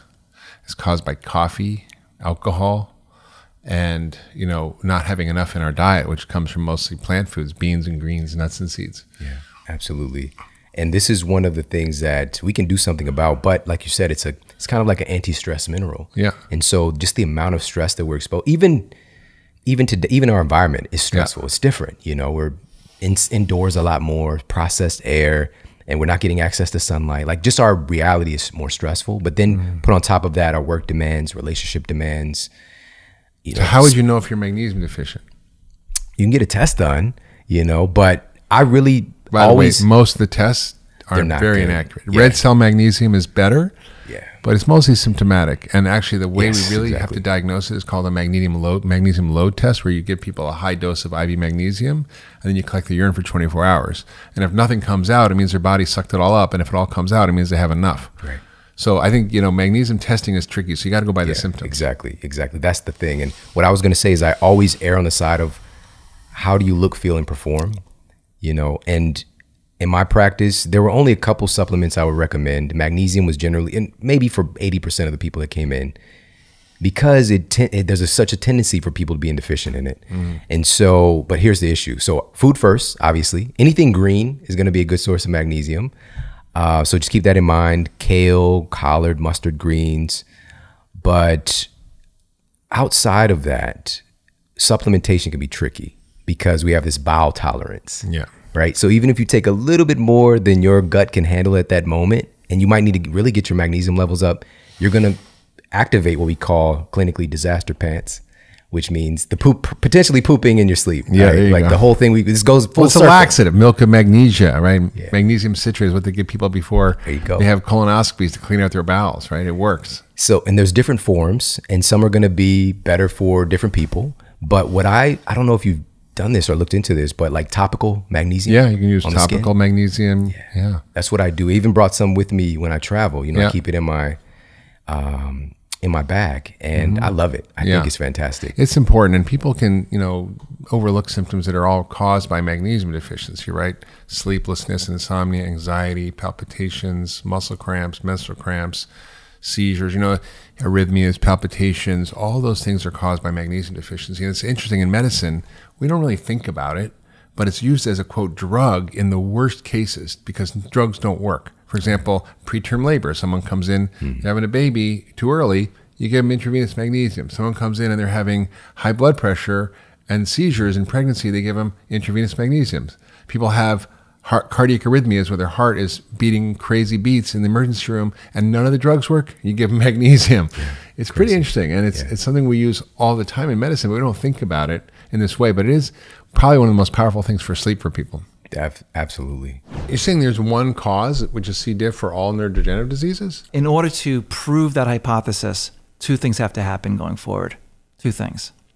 The first is we have to establish that there's C. diff in the brains of patients with Alzheimer's disease. Guess what? That study's been done. Yeah. It also showed that there was some poop for brains. Poop for brains. Is that a true website or something? Or I thought Rudy made that up. Poops for brains. Well, there's another way to say it, but more importantly, clinically, I mean, look, people can say, oh, it's an epiphenomena, right? Like the brain is, already decomposing, and of course you can have the bacteria emerging when the person's dead. Fair argument, right? Maybe it's not that Clostridium is causing the disease, but it's there for the ride as it eats your brain up after you're dead. Right, that's sort of the meaning they find out an autopsy, but maybe it doesn't mean that it was there when they were living. Yeah. Right. So fair enough. What that means is that we have to demonstrate. So they ran for the hills as soon as the person died. Is that it? I guess. I don't know. It's true. Probably unlikely, right? Yeah, unlikely. Exactly. Yeah. But in fairness to that sort of counter punch, what the medical community would ask for going forward is, especially clinically, like we make a decision that we think that this is definitely C. difficile in a patient with a disease like Alzheimer's, right? To make that conclusion clinically, you have to have absolute 100% evidence that that bacteria is actually causing that disease. With some, obviously not every disease is going to test positive, and not only is the challenge here that the majority of patients who test for C. difficile who have dementia, Parkinson's, Alzheimer's, and what have you, have negative tests for C. diff. In their stool. In their stools, right. And so people that are sort of looking at this picture with me, if you will, are saying exactly that. Well, it can't be C. diff because we're testing C. diff in the stool, and it's not there. I say, well, guess what? It went uptown. Okay, it used to live downtown, but it likes uptown more. Why? Because A, we give them PPIs, which they love that alkalinic environment. Acid blockers. Like Pepsid. And what do we give them that they love most of all? Antibiotics. C. diff loves antibiotics. It's actually an antibiotic-associated infection. Exactly. That's how I got it. It is, I took an antibiotic for my bad tooth, and I ended up getting C. diff. Yep. If that's not a word of warning to all the listeners, I don't know what is. Yes, exactly right. It's called antibiotic-associated C. diff. So I started asking patients with neurodegenerative diseases if they had a prodrome when they first started getting sick, and all across the board. I mean, like symptoms that happened before they got. Of course. Well, you ask questions like that. Right? I want to know like what they did as a baby, basically. Even though they're 70 years old. Why you ask? I don't know if I asked my mom that question, but but younger patients, you can ask them that question because they're with their parents. And I say to them, I ask them 3 questions. I go, did you have a lot of antibiotic exposure before you got sick? 100%. It's like not. It's like I know the answer before I even asked the question. It's just a question of how many antibiotics they had and what course of antibiotics they had. And the second question that's worthwhile to ask clinically is, do you have trouble actually mounting a fever? So that's a question that I was surprised by the answer that most, I mean, not most, but most my patients basically have said, no, you know what? I've noticed I really never get a fever. I'm like, oh, okay. So, which is not necessarily a good thing. That's right. It's not a good thing at all, because the only thing that actually will treat spores, right, is heat. If you look at that's why we get a fever, right? That's why we get a fever. You get a fever because it's your body's mechanism for killing infections. It's you know, I make a joke with people. I say to them all the time. I said, name one disease that humans have cured. Like, oh, you know, they always mention infectious diseases because that is the truth. We've cured infectious disease. But the only thing that actually cures disease is our endogenous mechanisms. You know, fever and sleep basically are the two endogenous mechanisms of holistic medicine. And right? endogenous means stuff that you do yourself. Your body does it. Your body's doing it for you. Yeah. But you have to help the body do that. You can't be staying up late and taking PPIs to watch, you know, Seinfeld episodes. You can't have your like pizza followed by your Prilosec and stay up all night watching Game of Thrones. Correct. Now in perfect disclosure, that sounds fun. I've done all of those, except I actually do eat the pizza when I'm watching those shows, and I know I got to work on myself basically. Okay, doctor, treat yourself. Yeah. Right. But anyway, yes. So this whole conversation is fascinating to me because from a functional medicine perspective, you know, many roads lead to Rome. In other words, just because you know the name of the diagnosis of the disease you have doesn't mean you know what's wrong with you. Exactly. And the truth is there can be 10 or 20 causes for the same disease. Right.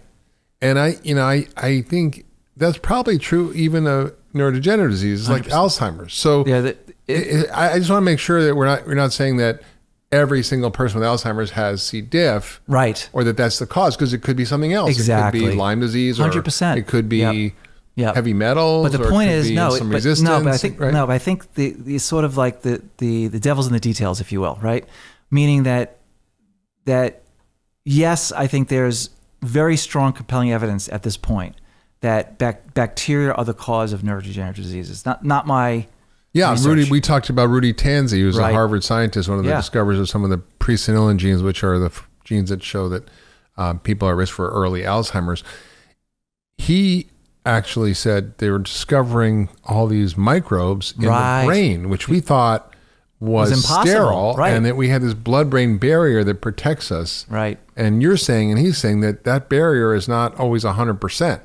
And that stuff can leak through. Not only can you have a leaky gut, but you can have a leaky brain. Look, bacteria, not to scare people, bacteria love the brain. Why?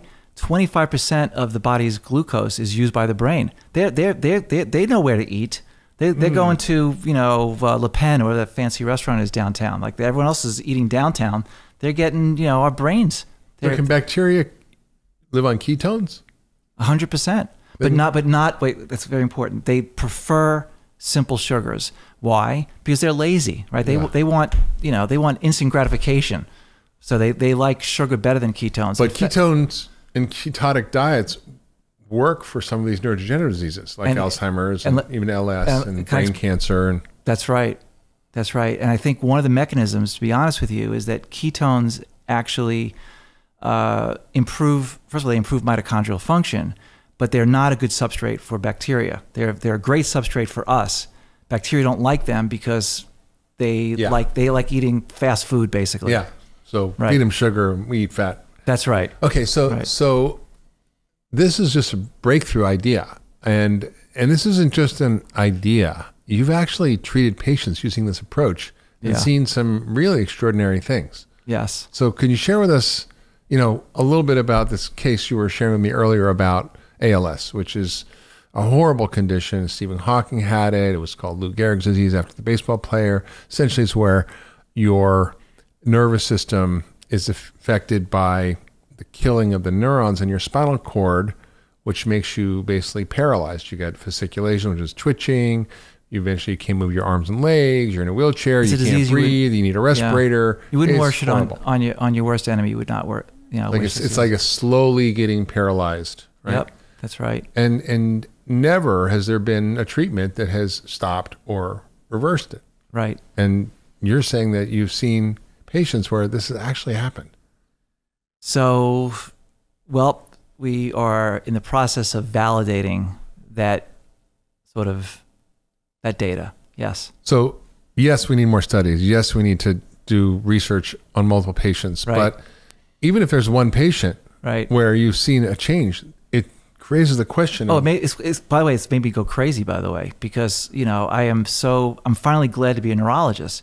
Being a neurologist is like being a nihilist or a masochist. Diagnose and adios, right? Well, it's worse than that. It's like diagnose and let me not tell the patient that they have ALS. Let me treat them for, like a CIDP picture, because they don't want to actually make that diagnosis for people. It's the hardest diagnosis you could make for a patient, because everyone knows ALS is incurable disease, right? I mean, it's 100%. It's like not even pancreatic cancer is better. Well, you have a 5% chance of living with pancreatic cancer.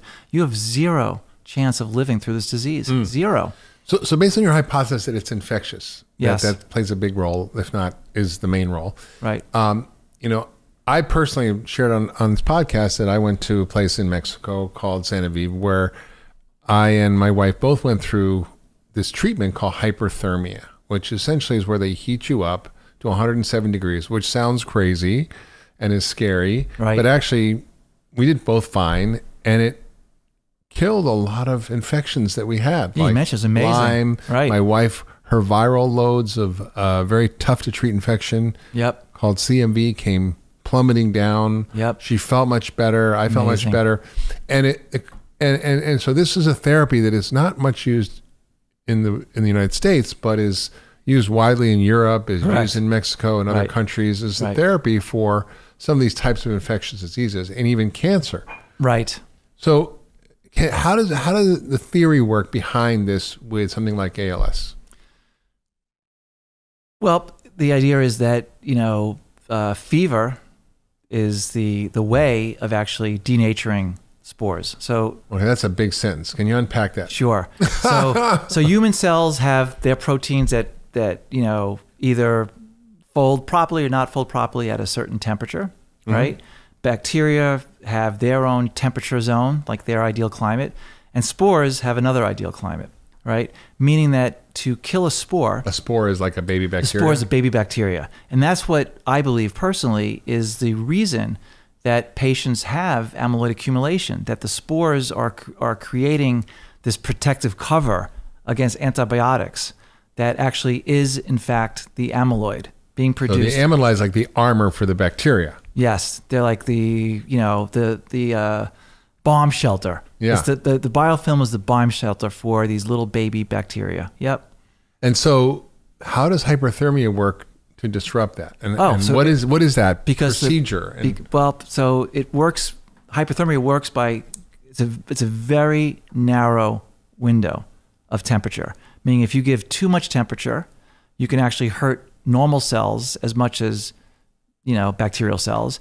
If you don't give enough temperature, you've done nothing. So it's like Goldilocks. It's like Goldilocks. You got to get it just right. You have to get it exactly right. Okay. And that's part of the way that the hyperthermia technology has been developed is by really understanding that the brain itself can provide feedback on the tolerability for human cells, because brain cells are going to tell the brain, hey, this is pretty hot in here. You don't want to fry your brain. Right. Can you turn the thermostat off now? So the part of the device actually is to get the brain temperature back into the feedback system where it's self-regulating, so that you never reach a point where the temperature is harmful to your own cells. And so, they often, in places where they do this, they'll give, at the peak of the temperature, they'll give antibiotics or antivirals. Right. Does that make sense?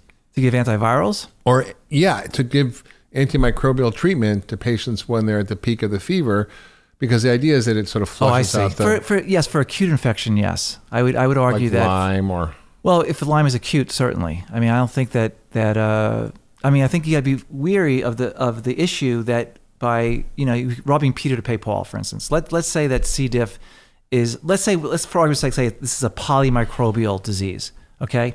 as opposed to like lots of different bugs. Lots of different bugs, as opposed to just one ringleader that everyone else is following. Okay, so Lombard believes that C. diff is the ringleader.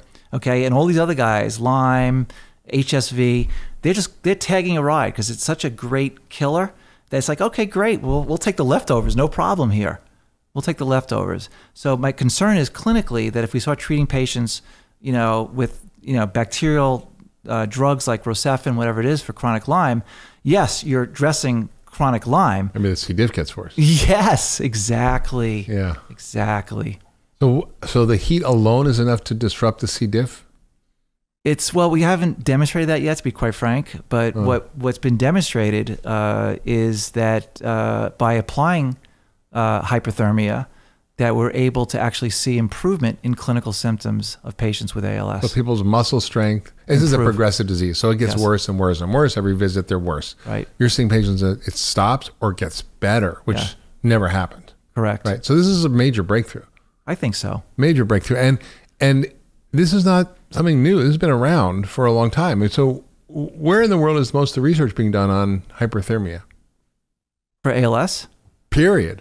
I mean, most of the research on hypothermia actually is cancer research. So they call it chemohypothermia. So people can look up a lot of data on how hypothermia affects cancer. But as far as I know, there's zero data until now applying hypothermia for ALS. We will be the first people to actually talk about applying hypothermia for treatment of ALS. What about things like Alzheimer's or Parkinson's or MS? Well, the difference in those diseases are that in Alzheimer's, right, it's very difficult to induce hypothermia in a patient with Alzheimer's disease.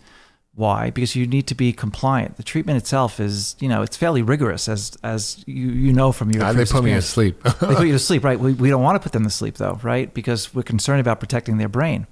So, if you have a patient who's got, end-stage Alzheimer's disease, for instance, I don't see how this is going to be helpful for them. But early, 100%. Early. In fact, we'll talk later, not about the case now, because we're really just in the beginnings of this case. But yeah, I think it would be applicable for Alzheimer's disease as well. Have you seen any patients reported or in the literature or anywhere? No. But it's a theory.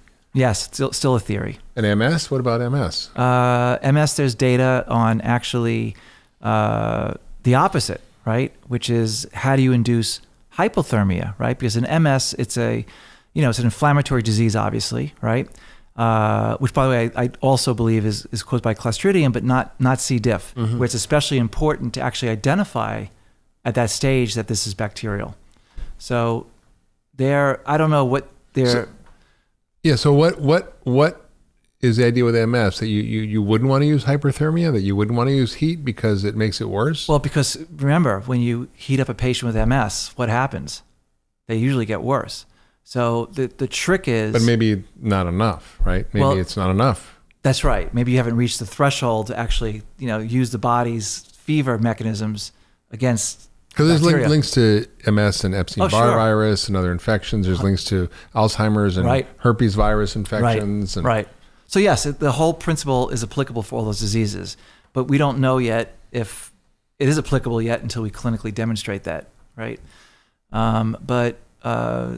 Yeah, I think that this is going to be a treatment that's going to be very important for a lot of different diseases, Mark. So there's this whole theory that the body has a mechanism for dealing with this, and it has these own proteins that are produced in response to heat. And they're things we learned about in medical school. They're called heat shock proteins. And I learned something very important about heat shock proteins from Dr. Lessler, because remember that, people looking at how to induce hypothermia, right? So there's all sorts of research. There's actually even a drug in clinic for ALS that is the mechanism of action is based upon increasing heat shock protein through a pharmaceutical agent. So I was at this lecture, and I thought I knew everything basically, and I learned that actually you can induce. Because you thought MD stood for medical deity, is that it? Medical deity. Yes, exactly. We all got that training. Yeah. The truth is, we know close to nothing. That's why I said at the beginning of this talk. Thanks for inviting me, but I really know nothing. Just disclaimer.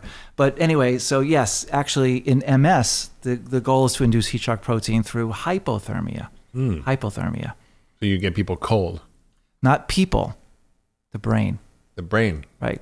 How do we do that? Chill the brain. kill the brain. How do you do that? Yeah. Ice blocks around the head? No, no. Well, I'll invite you up and you could see for yourself what that looks like. All right. Dunk your head in ice water? Nope. Nope. Nope.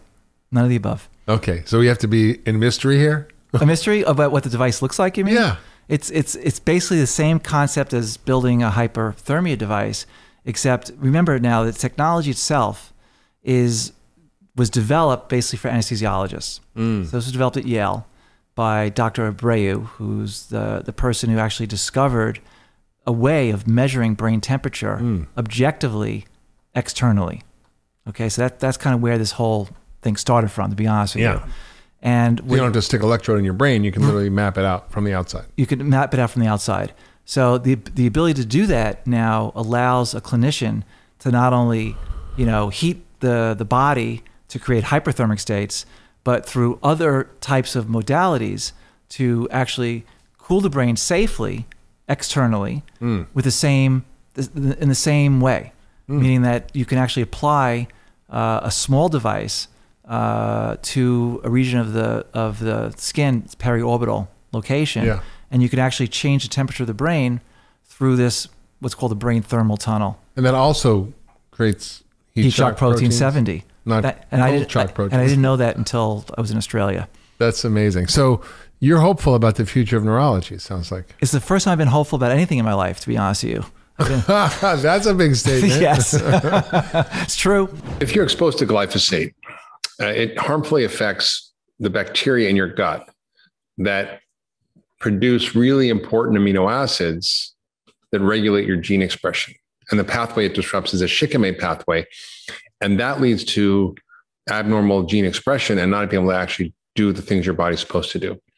And it also seems to deplete glutathione, which you mentioned, which is a critical molecule for regulating inflammation, detoxifying, antioxidant. It's really the center of our biology. And if it disrupts that, we're kind of screwed. Right. Glutathione is so important. And we're seeing so many people talking about, taking glutathione as a supplement, taking N-acetylcysteine as a precursor to glutathione.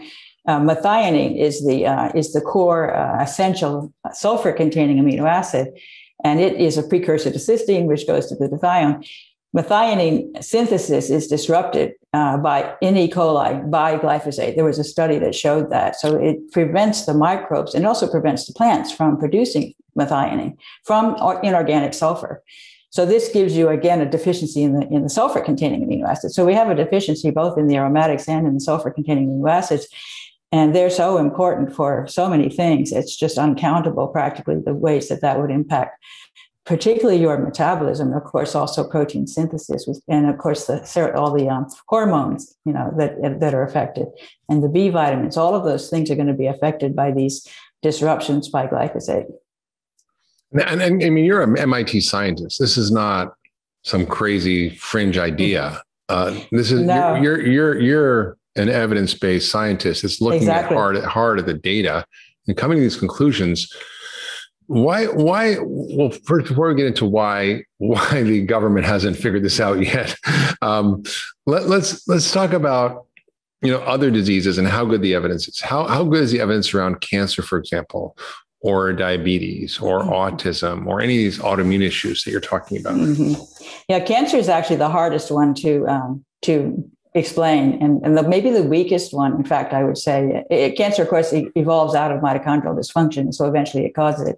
Studies have shown that it enhances other chemicals effects that would lead to cancer. In other words, a secondary effect. There are studies that have shown that, and there are also studies that have shown that it causes cancer cells, breast cancer cells in vitro, to proliferate when they're exposed to extremely tiny levels in parts per trillion levels of glyphosate induce proliferation in cancer cells. I think it does cause several different cancers, but it's a much more difficult thing to explain than some of the other diseases. Liver disease is quite easy to explain if you accept my theory, which we maybe should get into at this point because that's crucial. My theory for its extremely unusual mechanism of toxicity. So just to back up for people, a liver is your detoxifying organ. And you hinted at how glyphosate interrupts sulfur metabolism. Right. which is a critical part of our biology. And in functional medicine, there's a real focus on our sulfur biology because it's critical for detoxifying all the environmental compounds we're exposed to, for metabolizing our own internal toxins. And people who have low glutathione, which is the sulfur-based compound, are sicker.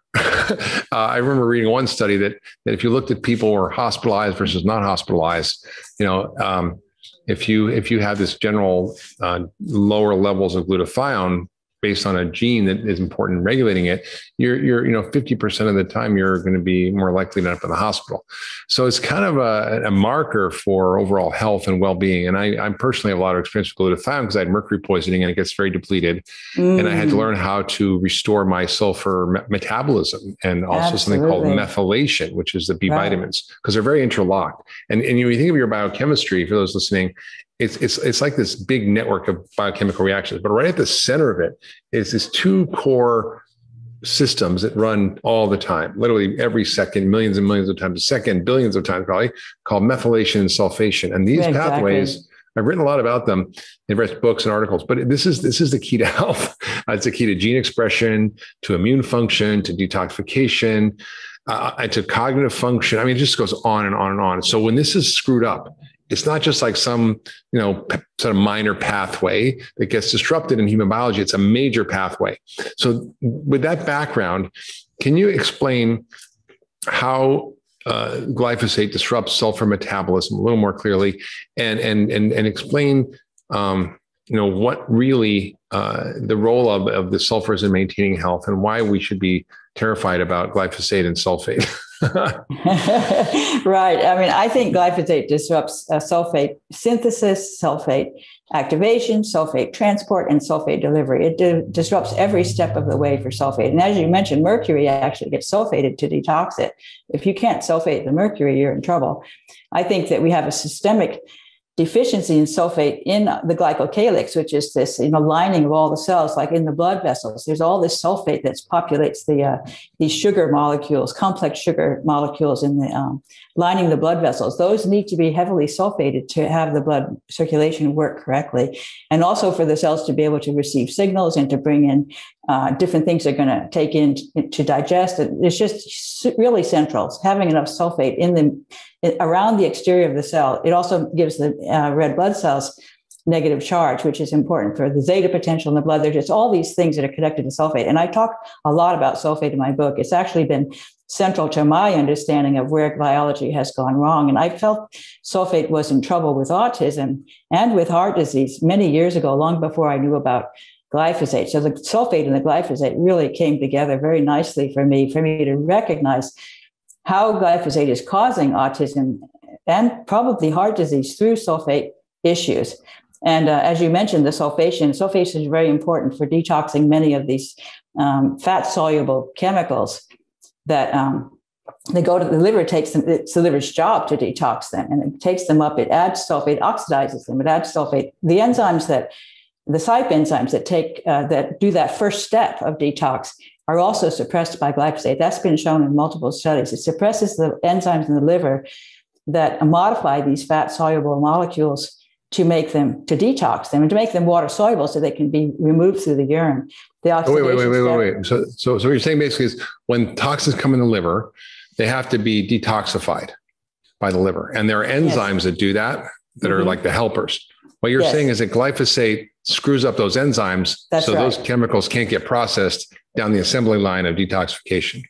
Yes. And of course, then those chemicals become much more toxic. So glyphosate makes many, many other chemicals much more toxic than they would otherwise be because it disrupts the liver's ability to detoxify them. And of course, glutathione is part of that problem because a lot of things get glutathioneolated to get removed as well. There's methylation, glutathionolation, sulfation. These are all steps that are taken in the liver to change these molecules into something that's less toxic.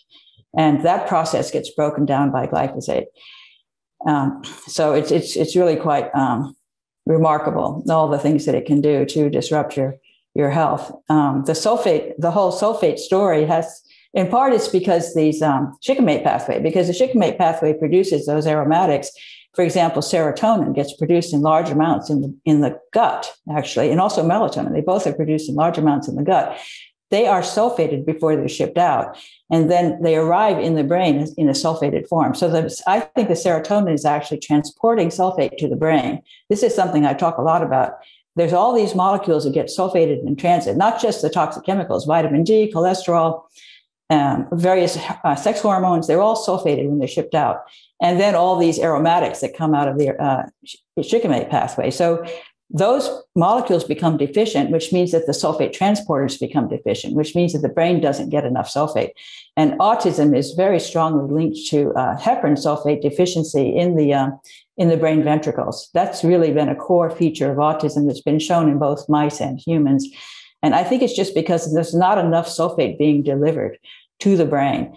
And the body does something very interesting to get around that, which is quite fascinating and also quite disturbing, which is that it produces hydrogen sulfide gas in the liver, in the gut.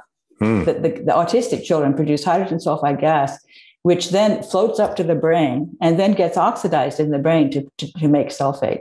So it's a way to transport sulfate, a very sneaky way to transport sulfate by turning it into a gas, turning the sulfur molecule into a gas, hydrogen sulfide. It also makes the kids' poops really smelly and stinky.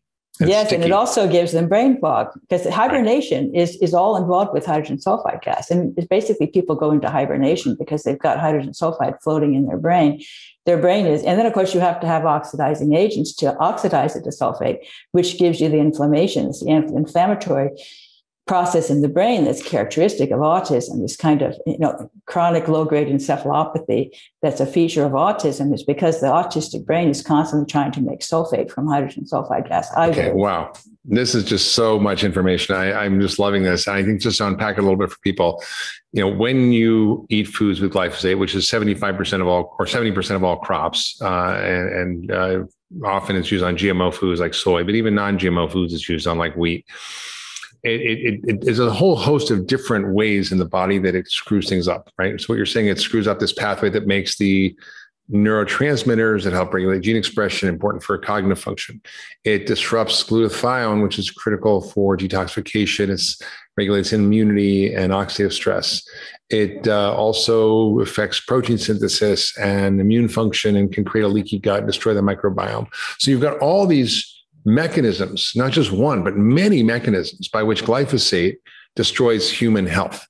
Right. Yeah. And people say, how can one chemical cause so many diseases? I mean, I showed all those charts. Nancy Swanson was the first one who started doing those charts. I don't know if you saw those of rise into various diseases, strongly, absolutely, practically perfectly correlated with the rise in glyphosate usage on core crops over time. And it was just stunning. And p-values are 0.00000, I mean, several zeros before the first significant digit of the correlations between these two trends in disease versus the rise in glyphosate usage. And, people would say, well, they would say correlation doesn't necessarily mean causation. And then they would say, how could one chemical cause so many diseases? And I was wondering that myself, but now I understand how. And it is this metal, it disrupts the whole, minerals are completely messed up. Iron, manganese, zinc, they become both toxic and deficient at the same time because of its ability to bind to them and hold on to them and prevent the natural system from transporting them properly. And then it's the shikimate pathway getting wrecked, and that's all these aromatic amino acids and all the derivatives that are so important for our health are getting reduced. And then it's actually the CYP enzymes in the liver. These have all been shown, in multiple studies that it's doing this. The CYP enzymes in the liver getting suppressed, which is cytochrome P450 enzymes, which is stage 1 detoxification, depressed. And then this inability for the gut microbes to convert inorganic sulfur into organic sulfur, which is going to give you methionine. And methionine, of course, is the methylation pathways, it's the sulfation pathways. Those are all going to be disturbed because of deficiency in methionine. And instead, the sulfur gets reduced to hydrogen sulfide gas, which then causes all these other problems. Wow. So it just jams up your biochemistry is the bottom line. It's just like it's like throwing a sand in an engine, basically, right? Right. Yes. Amazing. And there's a few other things I want to sort of touch on, which is glycine. Glycine is really important amino acids, and it does affect our protein synthesis. And tell us how our body has swapped out glyphosate for glycine and what that does. Yes, and that's a central topic of my book. That's almost the point of my book, is to try to convince the audience that that's true, because I've been saying this. Anthony Samsel was the first one who suggested to me that might be happening, that it's substituting for glycine during protein synthesis. And at first I was skeptical because it has an extra piece attached to its nitrogen atom. It is a complete glycine molecule, and it does disrupt glycine in various ways. That's known. But it also potentially could be substituting for glycine during protein synthesis. And there's no reason to stop it, it turns out, because proline is a coding amino acid that also has an attachment to its nitrogen. And it's still able to find, there's another linkage that the nitrogen can hook up with the other, because the amino acids have to hook up in a chain, and the nitrogen is involved in the hook. They're like paper dolls holding hands, and the nitrogen needs to hold hands. It has something in the way, another molecule in the way. But if there's enough room around, it can fit. So it turns out there's specific circumstances under which it will substitute. And this gets a little complicated in terms of the science, but it's quite interesting, because the enzyme in the shikimate pathway that gets disrupted by glyphosate has a glycine residue at the site where it binds the phosphate piece of phosphoenolpyruvate. So that enzyme binds that molecule at a place where glycine is highly conserved. And if you take that glycine out and replace it with alanine, which is just an extra methyl group, very small change, glyphosate can't affect it at all. All of a sudden, it's completely immune to glyphosate once you remove that glycine. And they've shown that it is at that place where that glycine is that it disrupts the protein. They've shown that that's the spot. And they know that if they can either remove that glycine or they can crowd it, they can put in other amino acids close by that'll crowd the glycine, and then the glyphosate won't fit anymore. So the argument they say is that glyphosate is replacing the substrate, PEP. What I say is that it's replacing the glycine. So we have a very different view of how that enzyme is getting disrupted. If you say it's displacing the glycine, and if you say it can displace the glycine in other enzymes that have the same property, and there are many enzymes with very important functions that have glycine at a place that's highly conserved that binds phosphate, even that binds PEP, the same substrate. And I suspect it's affecting many of those enzymes. It's that particular group of enzymes that are getting extremely disturbed by glyphosate and that have enormous roles in metabolism. And that's how you're going to get mitochondrial dysfunction, all kinds of things. So it screws up your immune system. It screws up your mitochondrial energy. It screws up your gut. It creates oxidative stress. It screws up your detox system. What doesn't it do? That's the big question. Cancer is an interesting one. And there are cancers that are going up dramatically. Pancreatic cancer, thyroid cancer, liver cancer, and kidney cancer. It definitely affects a lot of the endocrine system, basically the glands. That's what I want. Yeah, the glands. It's huge. So there's 9 billion kilograms of this stuff sprayed around the world. 300 million pounds or kilograms in the United States. It's a lot. We're exposed to this in significant quantities, right? And so what is the amount that is going to cause harm? Is it? I know. That's the real question, right? I think need zero. I think we need to ban it worldwide, and we need to work hard on figuring out how to get it out of the soil and out of the air and out of the water. We have a huge problem right now. We've got all kinds of glyphosate gathering up because it takes it a long time it can get broken down quickly under optimal conditions. And of course, Monsanto says that that's what's always there. 2 weeks later, it's gone. That's what they say. It is definitely not true experimentally in many different kinds of soils. It'll last for years. There was a study that showed that after 2 years, 60% of it was still there. So it stays in the ocean. If it gets deep and there's no sunlight, sunlight helps to break it down.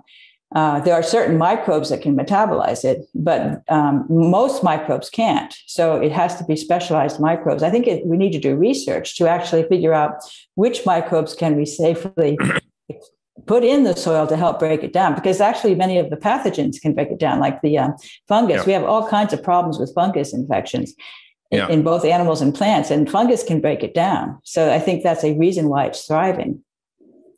Incredible. So the amount we need is not very much, right? If you were going to look at the data, is there any data on how much glyphosate is in people? And if you look at the population, have they studied what is the body burden of glyphosate, and is it in amounts that are really relevant or not?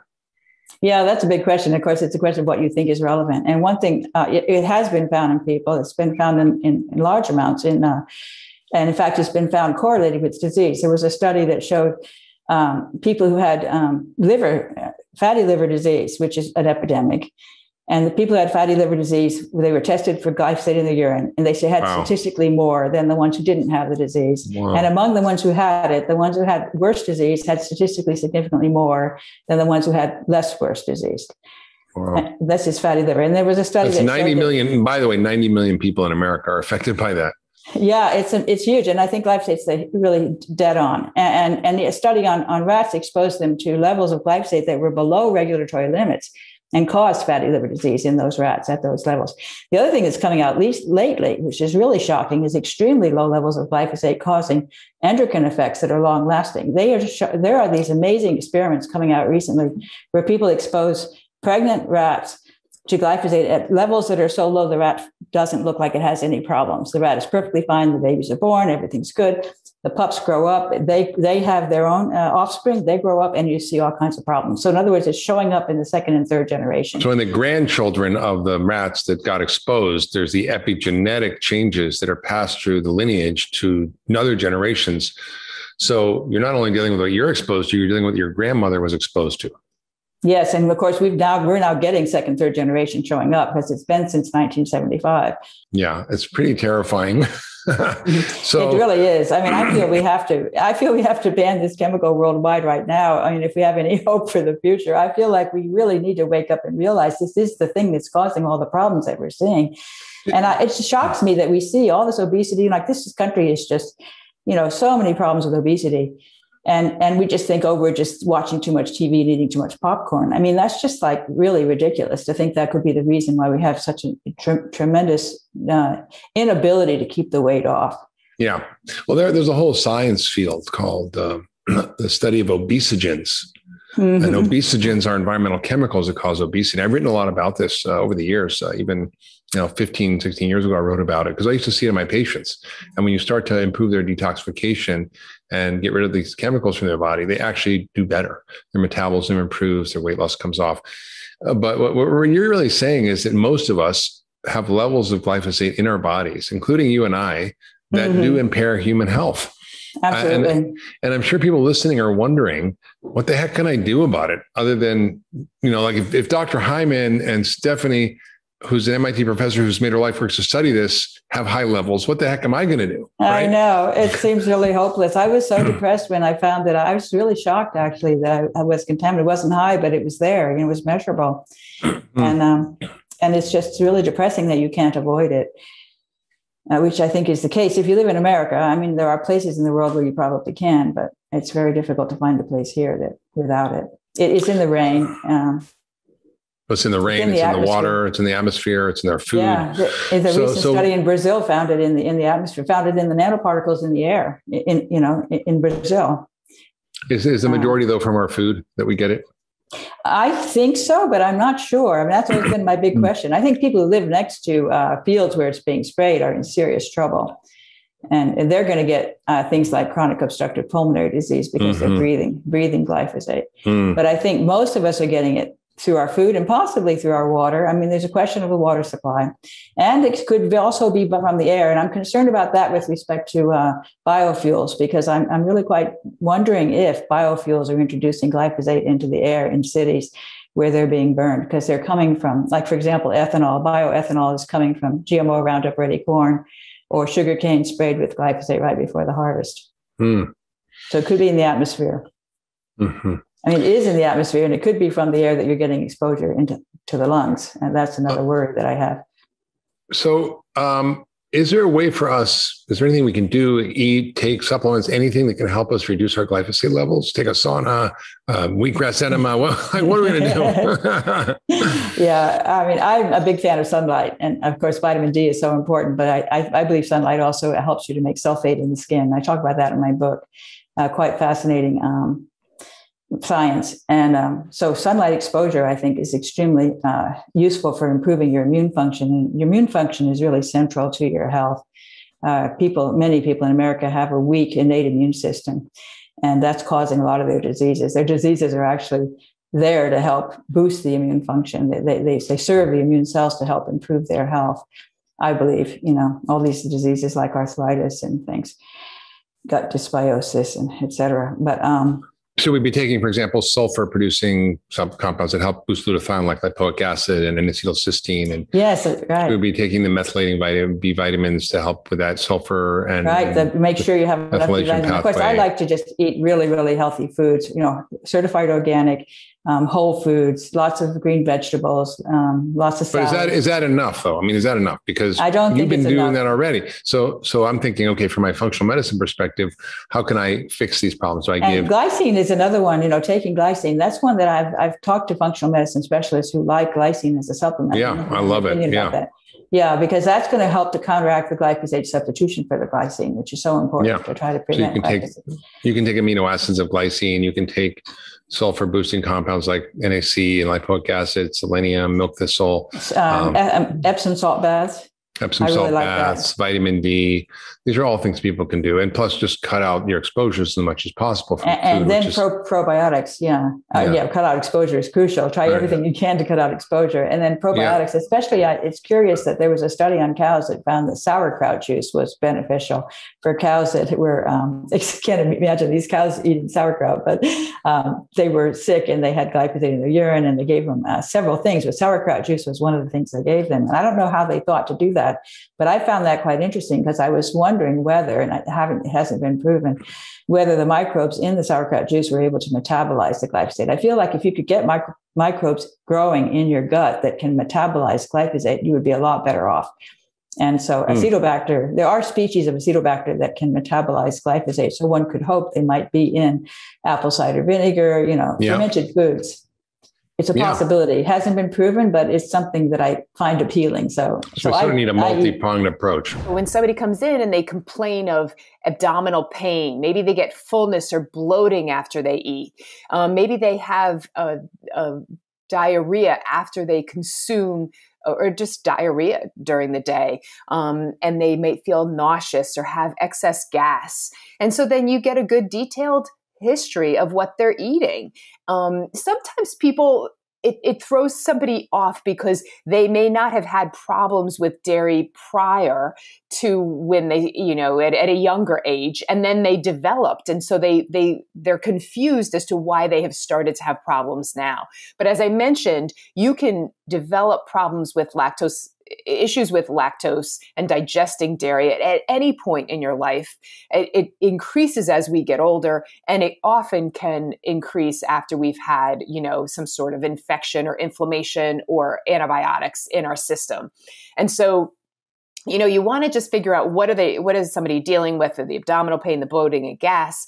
And then you want to say, okay, when do your symptoms occur? Because typically when there's problems with lactose, it's half an hour to 2 hours after you consume the lactose containing food. So the dairy. And the symptoms usually resolve 5 to 7 days after you've removed the dairy from the diet. And what's happening is if there's low levels of this lactase enzyme in the small intestine, then the carbohydrate component of dairy, the lactose, does not get broken down. And when it's not absorbed as it should be, it goes into the colon, and in the colon, it gets consumed. The bacteria in the colon eat it and produce a lot of gas, and a lot of water goes into the colon to deal with these food particles that are too large. And as a result, you get a lot of gas and bloating and diarrhea.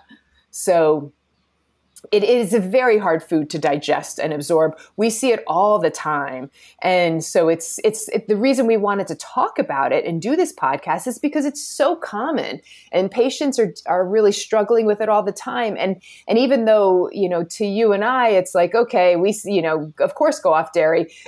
People often come in denial. They're like, oh, no, it's not the dairy, and I'm like, yeah, you got to give it a try. One of the things that often people wonder about is, well, what about lactase-free milk, or what about yogurt, or what about cow or sheep, or what about A2 versus A1 casein? How do we figure all that out? And how do we determine, what people should be doing if they want to include dairy. Because I know, for example, if I eat regular milk, I'll be in trouble. But if I have goat or sheep yogurt, I seem to do okay. So I wonder, how does that work? And can you explain a little bit about that? It's such a great question. I mean, what we often start with is pulling away all dairy for somebody, because that's how we can see, okay, how much is this going to improve your symptoms? But you're correct. There are some better quality dairies, like the A2 milk, that people tolerate better. If the dairy is fermented like yogurt, it's broken down. And so many times people can tolerate some plain whole fat yogurt and without problem, but they couldn't drink a glass of milk, for example. And because that fermenting process breaks it down.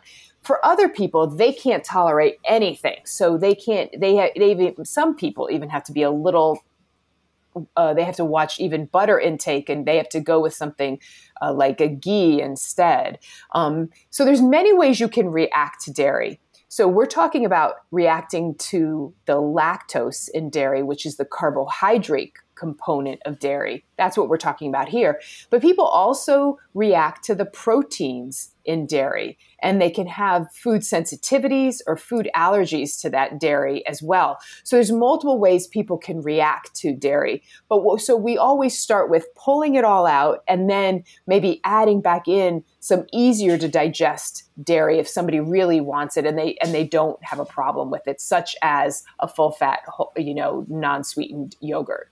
Hey everybody, it's Dr. Hyman. Thanks for tuning into the Doctor's Pharmacy. I hope you're loving this podcast. It's one of my favorite things to do, and introducing you all the experts that I know and I love and that I've learned so much from. And I want to tell you about something else I'm doing, which is called Mark's Picks. It's my weekly newsletter, and in it I share my favorite stuff, from foods to supplements to gadgets to tools to enhance your health. It's all the cool stuff that I use and that my team uses to optimize and enhance our health. And I'd love you to sign up for the weekly newsletter. I'll only send it to you once a week on Fridays. Nothing else, I promise. And all you have to do is go to drhyman.com/picks to sign up. That's drhyman.com/picks, P-I-C-K-S, and sign up for the newsletter. And I'll share with you my favorite stuff that I use to enhance my health and get healthier and better and live younger, longer. Now back to this week's episode. And so what about people taking enzymes like lactase? Or is that a good idea? Should people just avoid dairy? Are there other issues that happen? And, what are the consequences of sort of consuming dairy if you are lactose intolerant? That's a great question. So the enzymes that are in that, like the lactase enzyme is the enzyme in lactate is a beta galactosidase. And that, can help people break down their dairy and tolerate it better. But that's a good question. Like, I typically recommend that people don't consume a lot of these enzymes if they're having problems and just avoid the food. But some people choose to have some of these digestive aids and then have a little bit of the dairy from time to time. Yeah, I sometimes cheat and, eat ice cream, and then, of course, I pay for it later. Yeah, right? Yeah. So, I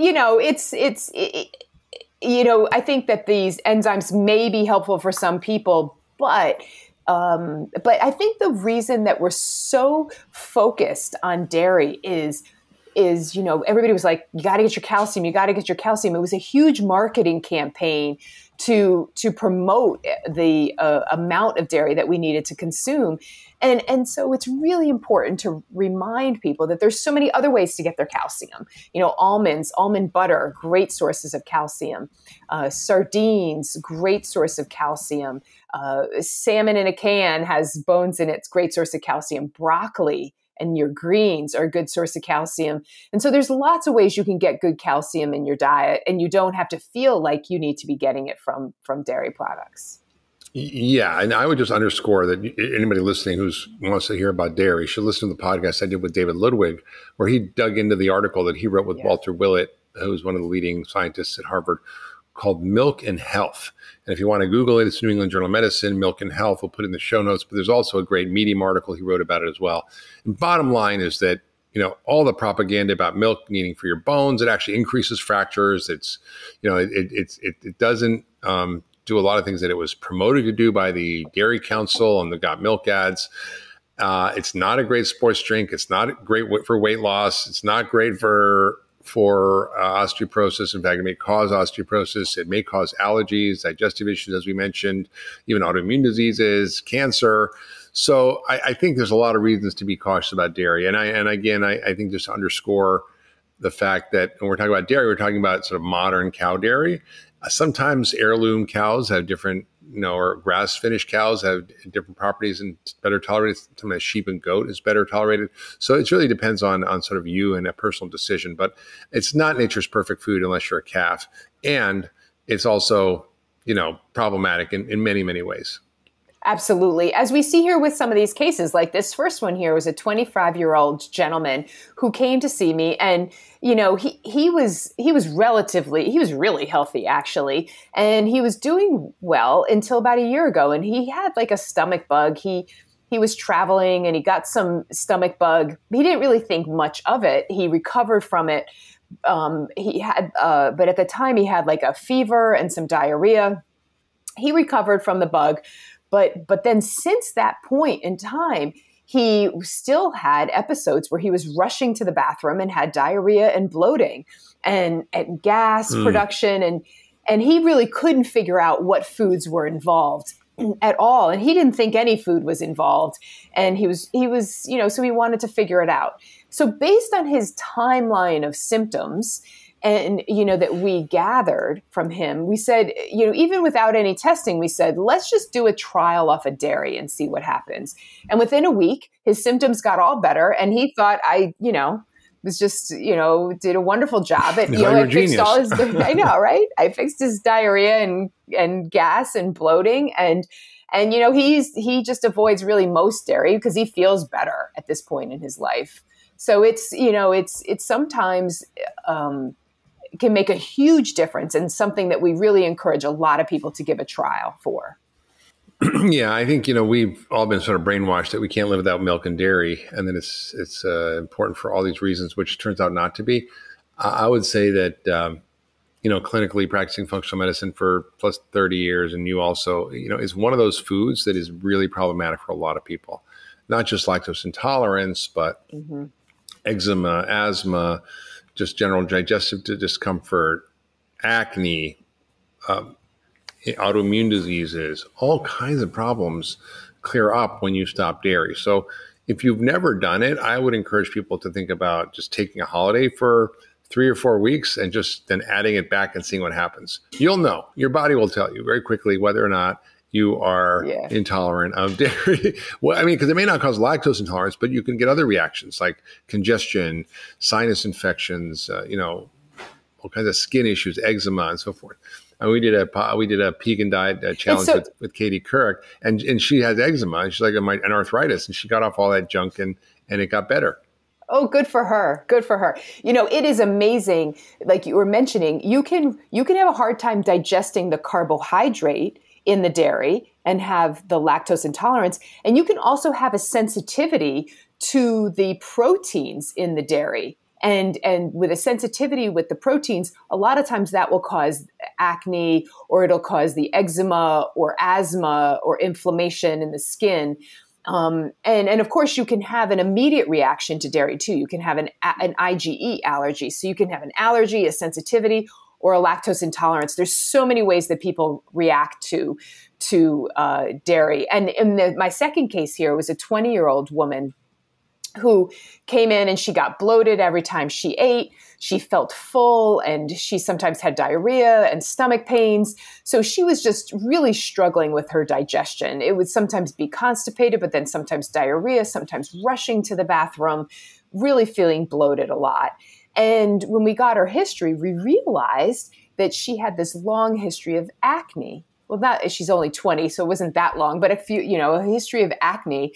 And so she was placed on antibiotics for the acne at age 18, and she had been on antibiotics for a couple years. And what we know is that even though those antibiotics may clear up the acne for, immediately at that time. Long term, that's a huge concern because it's getting rid of all the good bacteria on our skin that prevents acne in the future. And it's also getting rid of all the good bacteria in our digestive system that is keeping our digestive system working well. And so that can really mess up the microbiome and result in lots of issues. And for her, over time, she started to have a lot more issues being on those antibiotics with her digestion. So, for her, we did a dairy-free trial just for both her skin and her digestion. And, we saw a good improvement in her digestion and her skin. Like her digestion got about 50% better. Her skin got 60 to 70% better, but she was not 100% better. So then we needed to do more testing. We did testing for small intestinal bacterial overgrowth. We did stool testing, and we found that she had this small intestinal bacterial overgrowth that we needed to treat. And so, I think a lot of times those long-term antibiotics like that can result in this overgrowth of bacteria that then, then just snowballs into more and more problems.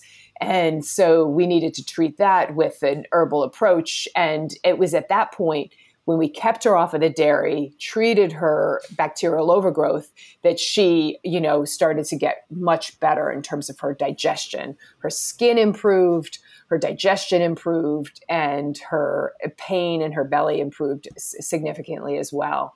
And you know what? She sometimes at this point cheats with a little bit of, healthy yogurt, but she mostly stays off of all dairy and is doing much better. Well, I mean, basically the message you're saying is when in doubt, cut it out. There's a lot of the chemical sunscreens like avobenzone. I don't even know all of the names of them, the chemical sunscreens. And many of those are potential endocrine disrupting chemicals as well. The flip side is, Mark, I'm one of those people who grew up in the South, had more than my share of sunburns, had my first skin cancer when I was 37. So I also want to slow down skin aging and wrinkles and skin cancer. So we kind of have to say, well, how do you get the protection you want without putting yourself at risk? I personally am a real fan of the zinc and titanium, the mineral-based sunscreens, or even just a hat covering your skin, staying out of the sun in the middle of the day. I mean, I think there's a lot of other things we can do that are going to be safer for us and safer for the planet. One of my favorite one-stop shopping places to learn more about safety levels and which either skincare or sunscreens contain things we do or don't want is the environmental working group. And I know you've been a big supporter of their work for years. I think they were some of the pioneers at really raising awareness. And what I love about them is they have a safe cosmetics database that you can search by type. So you could search sunscreens, or you could search by brand, plug in your favorite brand and see how it rates to others on their list. What about the sort of things like the tick stuff? Because people are worried about ticks, and DEET is really common, which is a terrible toxin. It's used to kill insects, but also is a neurotoxin that can affect humans. So, and they say not to touch yourself, don't put your mouth, but why put in your skin? It goes through everything. So, tell us a little bit about DEET and what to do about that. Yeah, so that's another one. I mean, Mark, in the Berkshires, ticks are everywhere. So for those of us who love to be in the woods, you always have to be mindful of enjoying your time in the beautiful woods and hiking without putting yourself at risk for getting a tick-borne illness. So how do we navigate that balance as well? For people who are super concerned, I don't know how you feel about this, but if you tuck your pants into your socks and put a little DEET around where they join, maybe that's enough. I don't know. I don't do it. I mean, I hike all the time. And, the other nice thing about being in the Berkshires, I can come home, strip on my front porch, leave my clothes on the outside, go in and do my tick check, because I think that's probably the most important thing. The other interesting piece, though, is there's emerging science-based evidence that some essential oils may be almost effective as DEET at repelling ticks. There's been some research on lemon eucalyptus oil, on thyme oil, on citronella. So I think that is another reasonable option to try to get some of the tick repellent benefits without causing harm. So those essential oils are basically plant chemicals that are repellent to insects. Right. You know, it sort of loops back to, you know, the sort of view of functional medicine, which is that plants are highly intelligent. They're in fact sentient beings, believe it or not. They have 20 different senses, and they do all kinds of smart stuff that we don't really attribute to plants, but they produce these molecules to deter insects from themselves. So, and they communicate with other plants. So if there's a caterpillar eating a plant, that plant goes, ooh, I'm getting eaten by a caterpillar. I'm going to produce this molecule. And by the way, I'm going to send a message to my neighboring plant friends over there through the mycelial rhizome network that you should secrete this chemical too. And so these plants produce all these wonderful chemicals that we use, you know, for our own benefit, but they're really for their benefit. And I think the essential oils are great. And there's a lot of natural alternative products out there that are for insects, repellent, for skincare, for makeup. You know, one of the people don't realize in makeup, there's like lead, you know, and a lot of makeup and a lot of lipstick is lead in lipstick. Lipsticks, you know? yes. Oh my gosh. So, oh my gosh. and those things are, you know, really avoidable. And it's just a matter of education. And I think the beautiful thing about it, as we move in the right direction, as people start to become conscious, as we push those companies by our financial choices, we actually can drive the marketplace into a better set of products. And that is really what we need to be doing. Okay. So it's, you know, it's a big deal to think about what you put on your skin. And I remember, you know, learning that basically if you wouldn't eat it, you shouldn't put it on your skin. And you and I both know that when we were in medical school, that we delivered all kinds of drugs to the skin. I mean, one of the quickest ways to get someone relief from chest pain if they came into the emergency room with angina or, you know, heart disease was to slap a toothpaste tube full of like nitroglycerin cream and put a bandage over it, and that kind of went right through the skin. You know, there's hormone patches for women, there's pain patches, there's all sorts of patches that people use because the skin is a vehicle for delivering medicine. So it makes a logical sense to think that we should be aware of what we're putting on our skin in terms of sunblock, insect repellent, makeup, you know, body care products, and yet most of us never give a thought about it. So tell us, Cindy, why should we really care? And I think it is, you know, because it seems to be like maybe a trivial issue, but how big of an issue is this, and why should we worry, or should we? Well, I'm glad you pointed out that we absorb things through the skin. So we think we put it on our skin and it's just going to stay on the outside, but it can potentially get inside our bodies. And one of the challenges, Mark, is trying to do good research to actually prove cause and effect when you're looking at some of the carriers or preservatives that are added to the things like the cosmetics that we put on our skin. You know, our old model of what happens with toxicity is the dose makes the poison. You know, you have to have massive amounts for it to have a negative impact. But there's so many things that are in our skincare products like phthalates or parabens that have been dubbed endocrine disrupting chemicals. And what that means is even tiny amounts, especially at critical windows, may actually muck up hormonal signaling and have long lasting impacts that's less related to the dose, but the cumulative exposure over time. And so it's hard to tease out. I mean, you might be having exposures every day in teeny tiny amounts that don't seem immediately problematic, but down the road, when you're struggling with insulin resistance or breast cancer or uterine fibroids or thyroid issues, it could be related to these endocrine disrupting chemicals that have wreaked havoc on our hormone balance.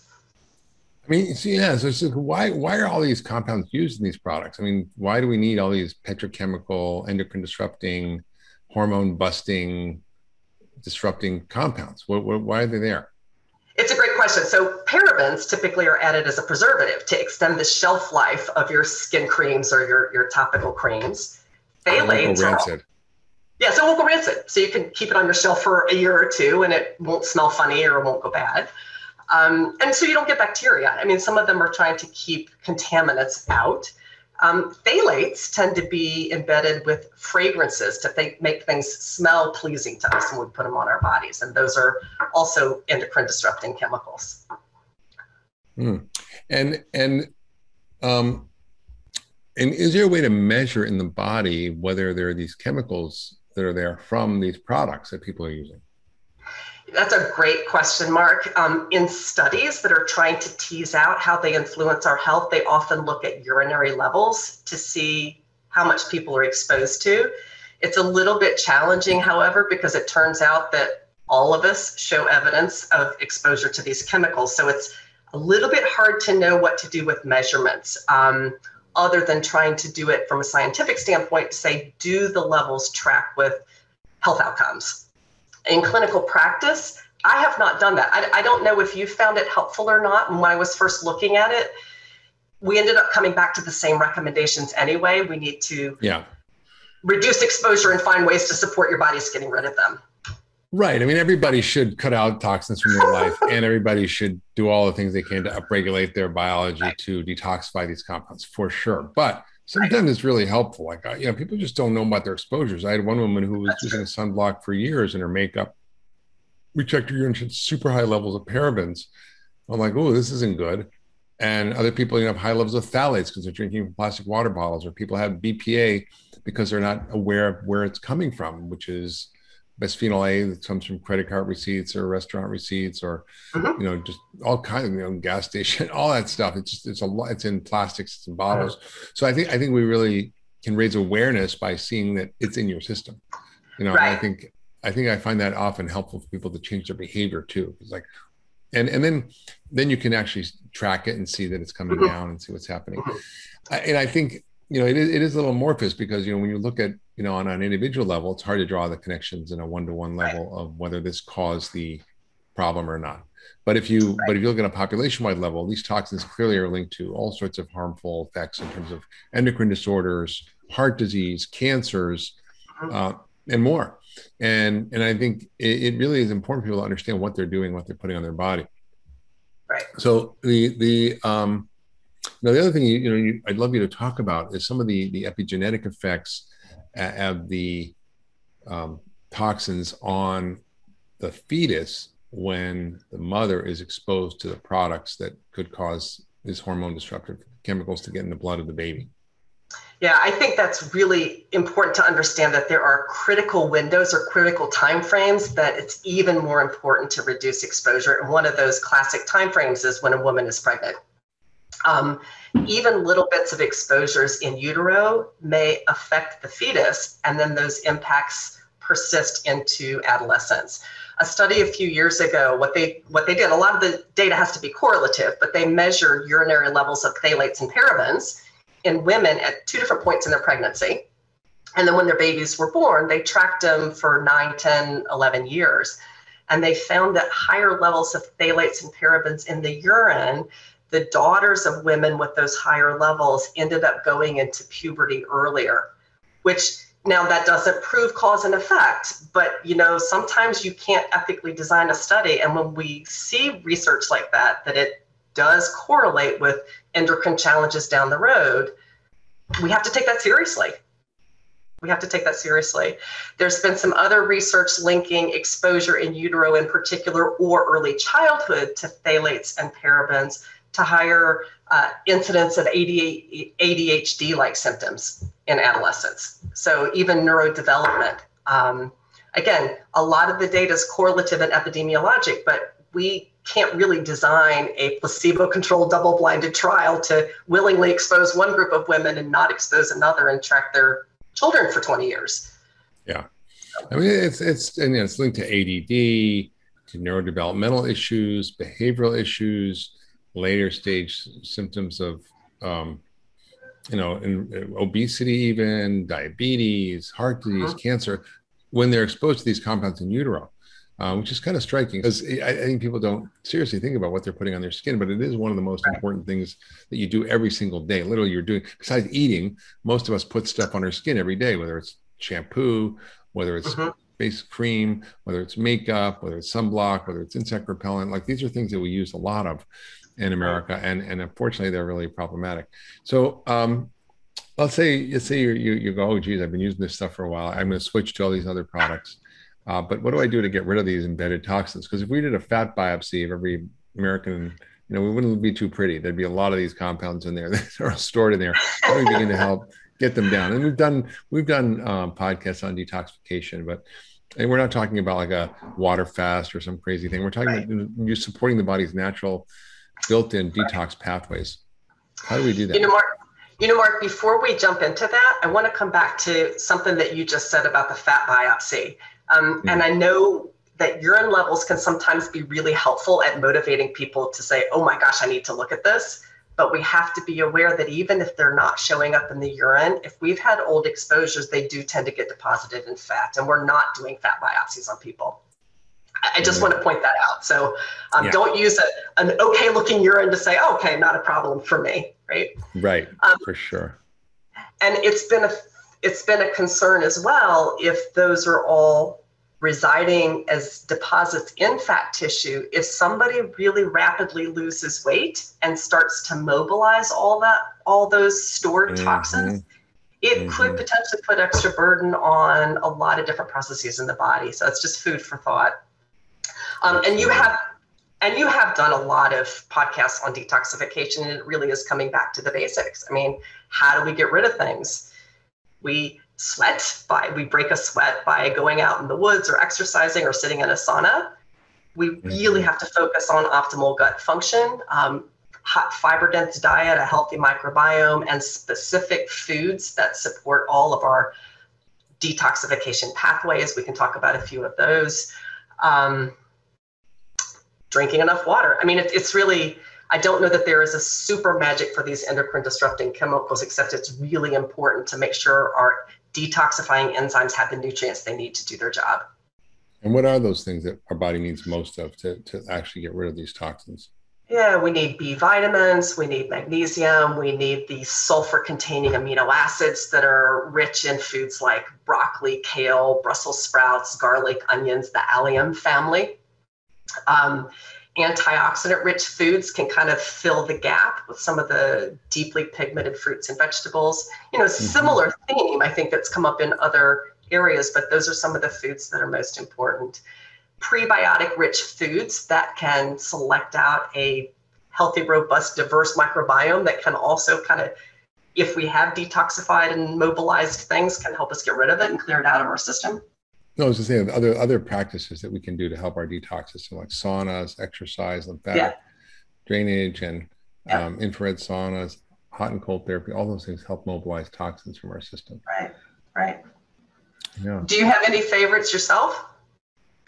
Do I have any favorites? I do have a lot of things that I do to actually mobilize my toxins every day. I make sure that I eat brassicas every day. So last time we had a big bunch of broccoli raw. Before that night, we had Brussels sprouts, lots of garlic and onions. I use a lot of spices in my cooking. And I also make sure I do saunas. I do ice baths. I sweat. I actually like to sweat a lot. So my exercise is great. Yoga is great for lymphatic drainage. Getting massages is great to mobilize tissue, lymph stores. So there's a lot of techniques you can use to actually help. And then I take the right supplements. I make sure I take a cocktail because I've had mercury poisoning. I have weak detox enzymes. I take N-acetylcysteine. I take all the methylation vitamins. I take a lot of the things that actually help to mobilize these toxins, even the sulforaphane boosting compounds. I even use indole-methane as a way of sort of helping with, some of the effects on hormone metabolism. So I'm sort of pretty fanatic about it because I've been so sick from being toxic and I don't want to be toxic anymore. But, the truth is it's hard. Like I didn't stop eating fish, and I got my mercury levels down years and years ago from like almost 200 to like, 8 or 5. Wow. And I was like, it's been a bunch of years, and I've been sort of a little bit lazy about fish. I don't eat tuna, I don't eat swordfish, but occasionally I'll have a piece of tuna when I go out.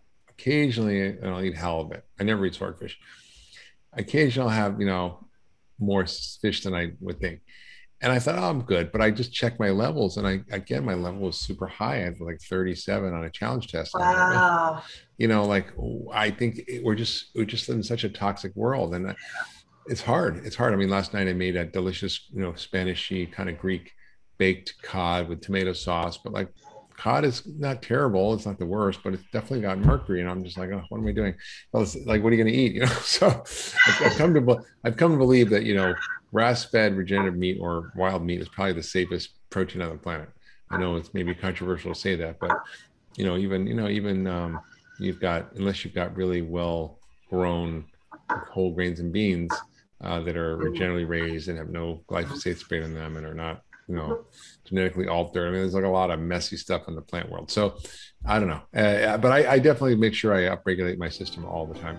Mark, you raise an interesting point as well. I think everybody is different in terms of their genetic predisposition to handle a given amount of exposure or not. It's not that we're just going to okay, you're a good detoxifier, you can let yourself do whatever. But I think that's also an important point, that some people need more support than others. We all want to reduce burden. We want to reduce what's coming in. But some of us have to go the extra step and really do more aggressive programs like you're doing. If you love that last video, you should check out the next one for sure on getting to the root cause of all disease. There's so many things that drive inflammation, and if you're overweight, you're inflamed. Most of our chronic illnesses start in the gut. You need to address the inflammation in your brain in order for you to lose weight.